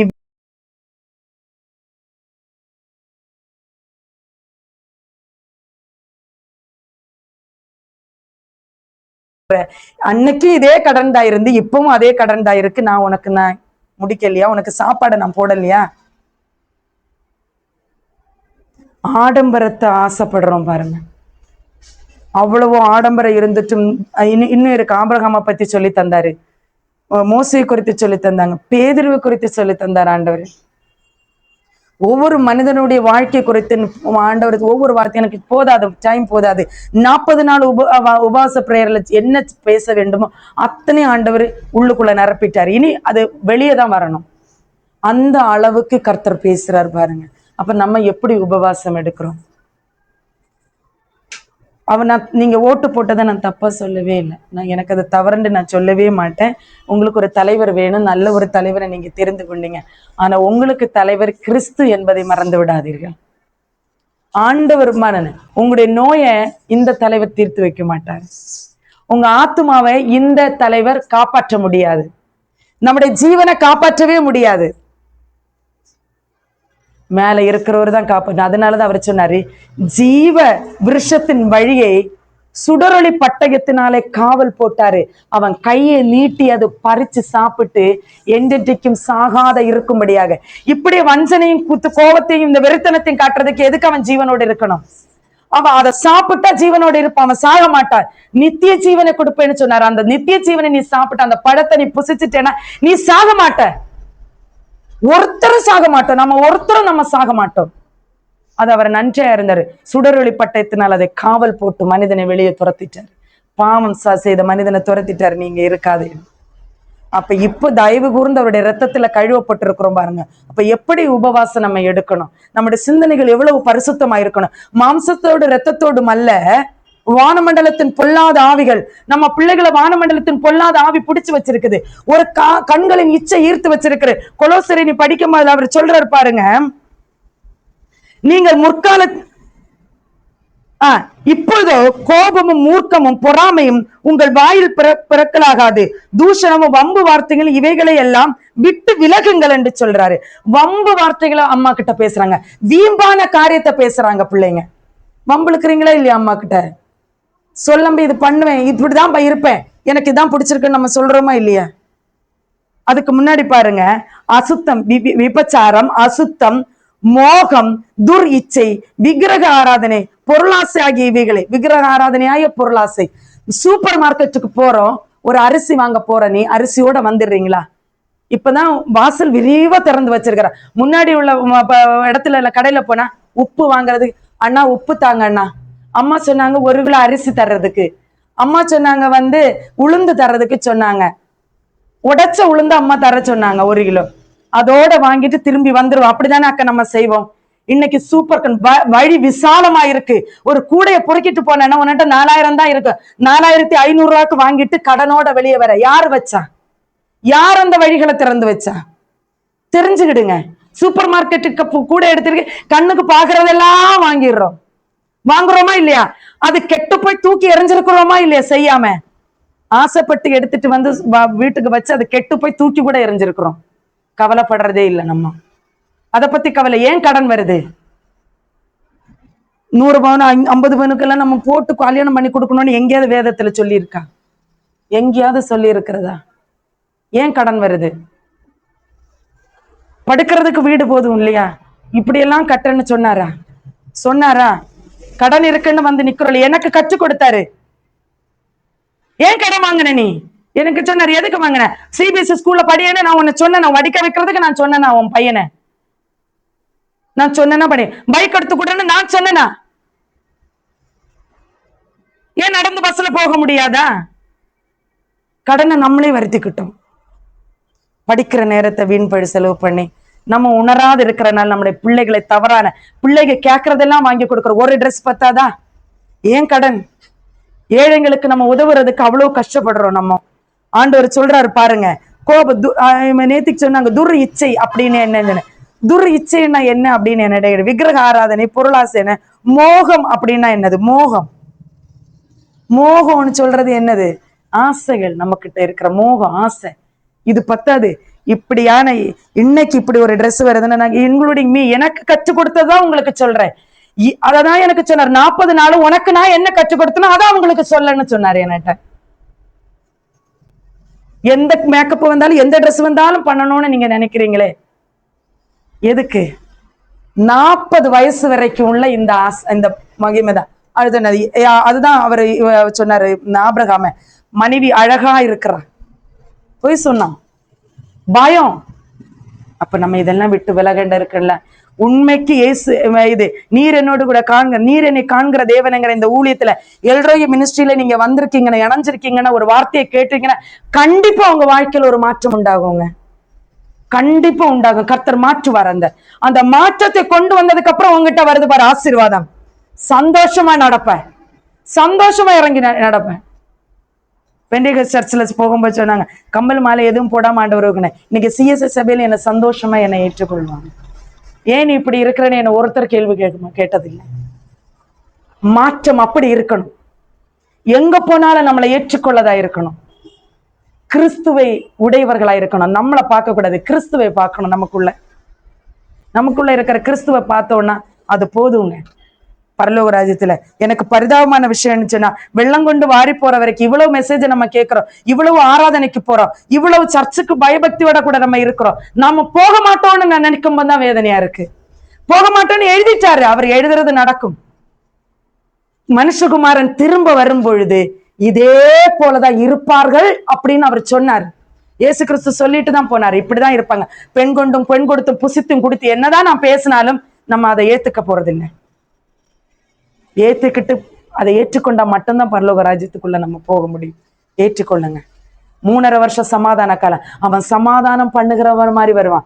சொல்லியிருக்காங்கல்ல, நீங்க என்ன இந்த ஒரு தடவை நம்பி எனக்கு ஓட்டு போடுங்க, நீங்க சொல்றத அவர் கேட்பாரு, அவர் செய்வாருன்னு சொல்லியிருக்காங்க. அப்படிதான் நம்முடைய தலைவர் நமக்கு வாக்கு கொடுத்துருக்காங்க. நீங்க சொல்றத நான் கேட்கிறேன் இனி வர வருஷங்கள்ல எல்லாம் அப்படின்ட்டு. சமாதானம் பண்ணுகிறவர்களாய் வருவார்கள், ஆனா உங்களை பீறி போட்டுருவாங்க. சமாதானம் பண்ணுகிறார், அதை நீங்க நல்லா புரிஞ்சுக்கிடணும். சமாதானம் பண்ணுகிறவர்களாய் வருகிறார்கள் என்று சொல்லி கர்த்தர் தாமே இந்த வசனங்களால் உங்களை ஆசீர்வதிப்பாராக. நம்ம ஜெபம் பண்ணுவோம். மனசார ஜெபம் பண்ணுங்க. ஆண்டவரே, நான் தப்பு பண்ணேன், அவங்க சொன்ன மாதிரி நான் தப்பு பண்ணேன். யாரையும் குத்தி காட்டுகிறதுக்கு நான் சொல்லல, உண்மைதானே. நம்ம ஆசைக்கு தானே நம்ம கடன் வாங்கியிருக்கிறோம், நம்ம ஆசைக்கு தானே நம்ம பிள்ளைகளை நம்ம வற்புறுத்துறோம். நம்ம பிள்ளைகளை கரெக்டா நம்ம வளர்த்து இருக்கிறோமா? நம்ம கிறிஸ்துவுக்குள்ள நம்ம வளர்த்து இருக்கிறோமா? இன்னைக்கு நீங்க அதை கேட்டீங்கன்னா, ஆண்டவரே நான் தப்பு பண்ணிட்டேன், இப்ப இந்த வயசுலதான், இந்த 30வது வயசுலதான் நான் கேட்டேன், இந்த 40வது வயசுல நான் உணர்ந்துகிட்டேன், இந்த 45வது வயசுல நான் உணர்ந்துகிட்டேன், 50வது வயசுலதான் நான் கேட்கிறேன், ஆண்டவரே இதெல்லாம் தப்பு என்னங்கிறது. இந்த தவறு எனக்கு யாரும் சொல்லிக் கொடுக்கலப்பா அப்படின்னு சொல்றதுக்கு வழி இல்லை. கிறிஸ்தவர்களாகி உங்களுக்கு வழி இல்லை. ஏன்னா மத்தேயிலிருந்து வெளிப்படுத்தின விசேஷம் வரை அவரோட மலப்பிரசங்கத்தில் அவர் இதைதான் சொல்றாரு. பவுல் இதைதான் எழுதி இருக்கிறாரு. இந்த வேதத்தை படிச்சவங்களுக்கு வேதத்தின்படி நடக்க தெரிஞ்சிருக்கணும். அது தெரியாதனாலதான் இத்தனை பேரை எழுப்பிட்டே இருக்கிறாரு, இத்தனை சுவிசேஷங்களை எழுப்பி உங்கள்கிட்ட பேசி கொண்டிருக்கிறாரு. நீ செய்யாதே என்று சொல்லி, நீ திரும்பி வா என்று சொல்லி வார்த்தைகளினால பாருங்களேன். 6 நாள் மன்னாக்களை பிறக்கினவங்க 7வது நாள் மன்னா பிறக்க வேண்டாம், கர்த்தரோடு கூட இசைந்திருங்கள் என்று சொல்லி கற்றுக் கொடுத்தாரு. அவருடைய வார்த்தை மனுஷன் அப்பத்தினால மட்டுமல்ல, தேவனுடைய வார்த்தைகளினால் அவன் பிழைத்திருப்பான் என்று அங்க இஸ்ரவேல் ஜனங்களுக்கு கற்றுக் கொடுத்தாருங்க. அவருடைய வார்த்தையை நம்பி அவரை ஆராதனை பண்ணி அவரை தொழுது கொள்ளுங்கள் என்று 7வது நாள் உட்கார வச்சாரு. எதையும் நீ எடுக்கண்டா, நீ அரைக்கண்டா, எடுக்கண்டா, பொறுக்கண்டா, ஒண்ணும் செய்யண்டா, ஒரு நாள் முன்னாடியே நீ எடுத்து வை. அந்த 7வது நாள் நீ வச்சிருந்தது பூச்சியும் பொட்டும் அரிக்கல, நாற்றம் கூட வரல. அந்த மன்னா 7வது நாள் 6வது நாள் எடுத்த மன்னாவே 7வது நாள் சாப்பிட்டாங்கங்க, அதுல நாற்றம் வரலைங்க. நீ 6 நாள் எடுத்தவா இதுக்கும் அது அடுத்த நாள் புதிதாங்க. அப்ப நீங்க தெரிஞ்சுக்கிடுங்க, இயேசு கிறிஸ்து வருகிற வரைக்கும் நீ புதிதாய் கொண்டே இருக்கணும், நீ புதிதாய் கொண்டே இருக்கணும், புதிதாய் கொண்டே இருக்கணும்.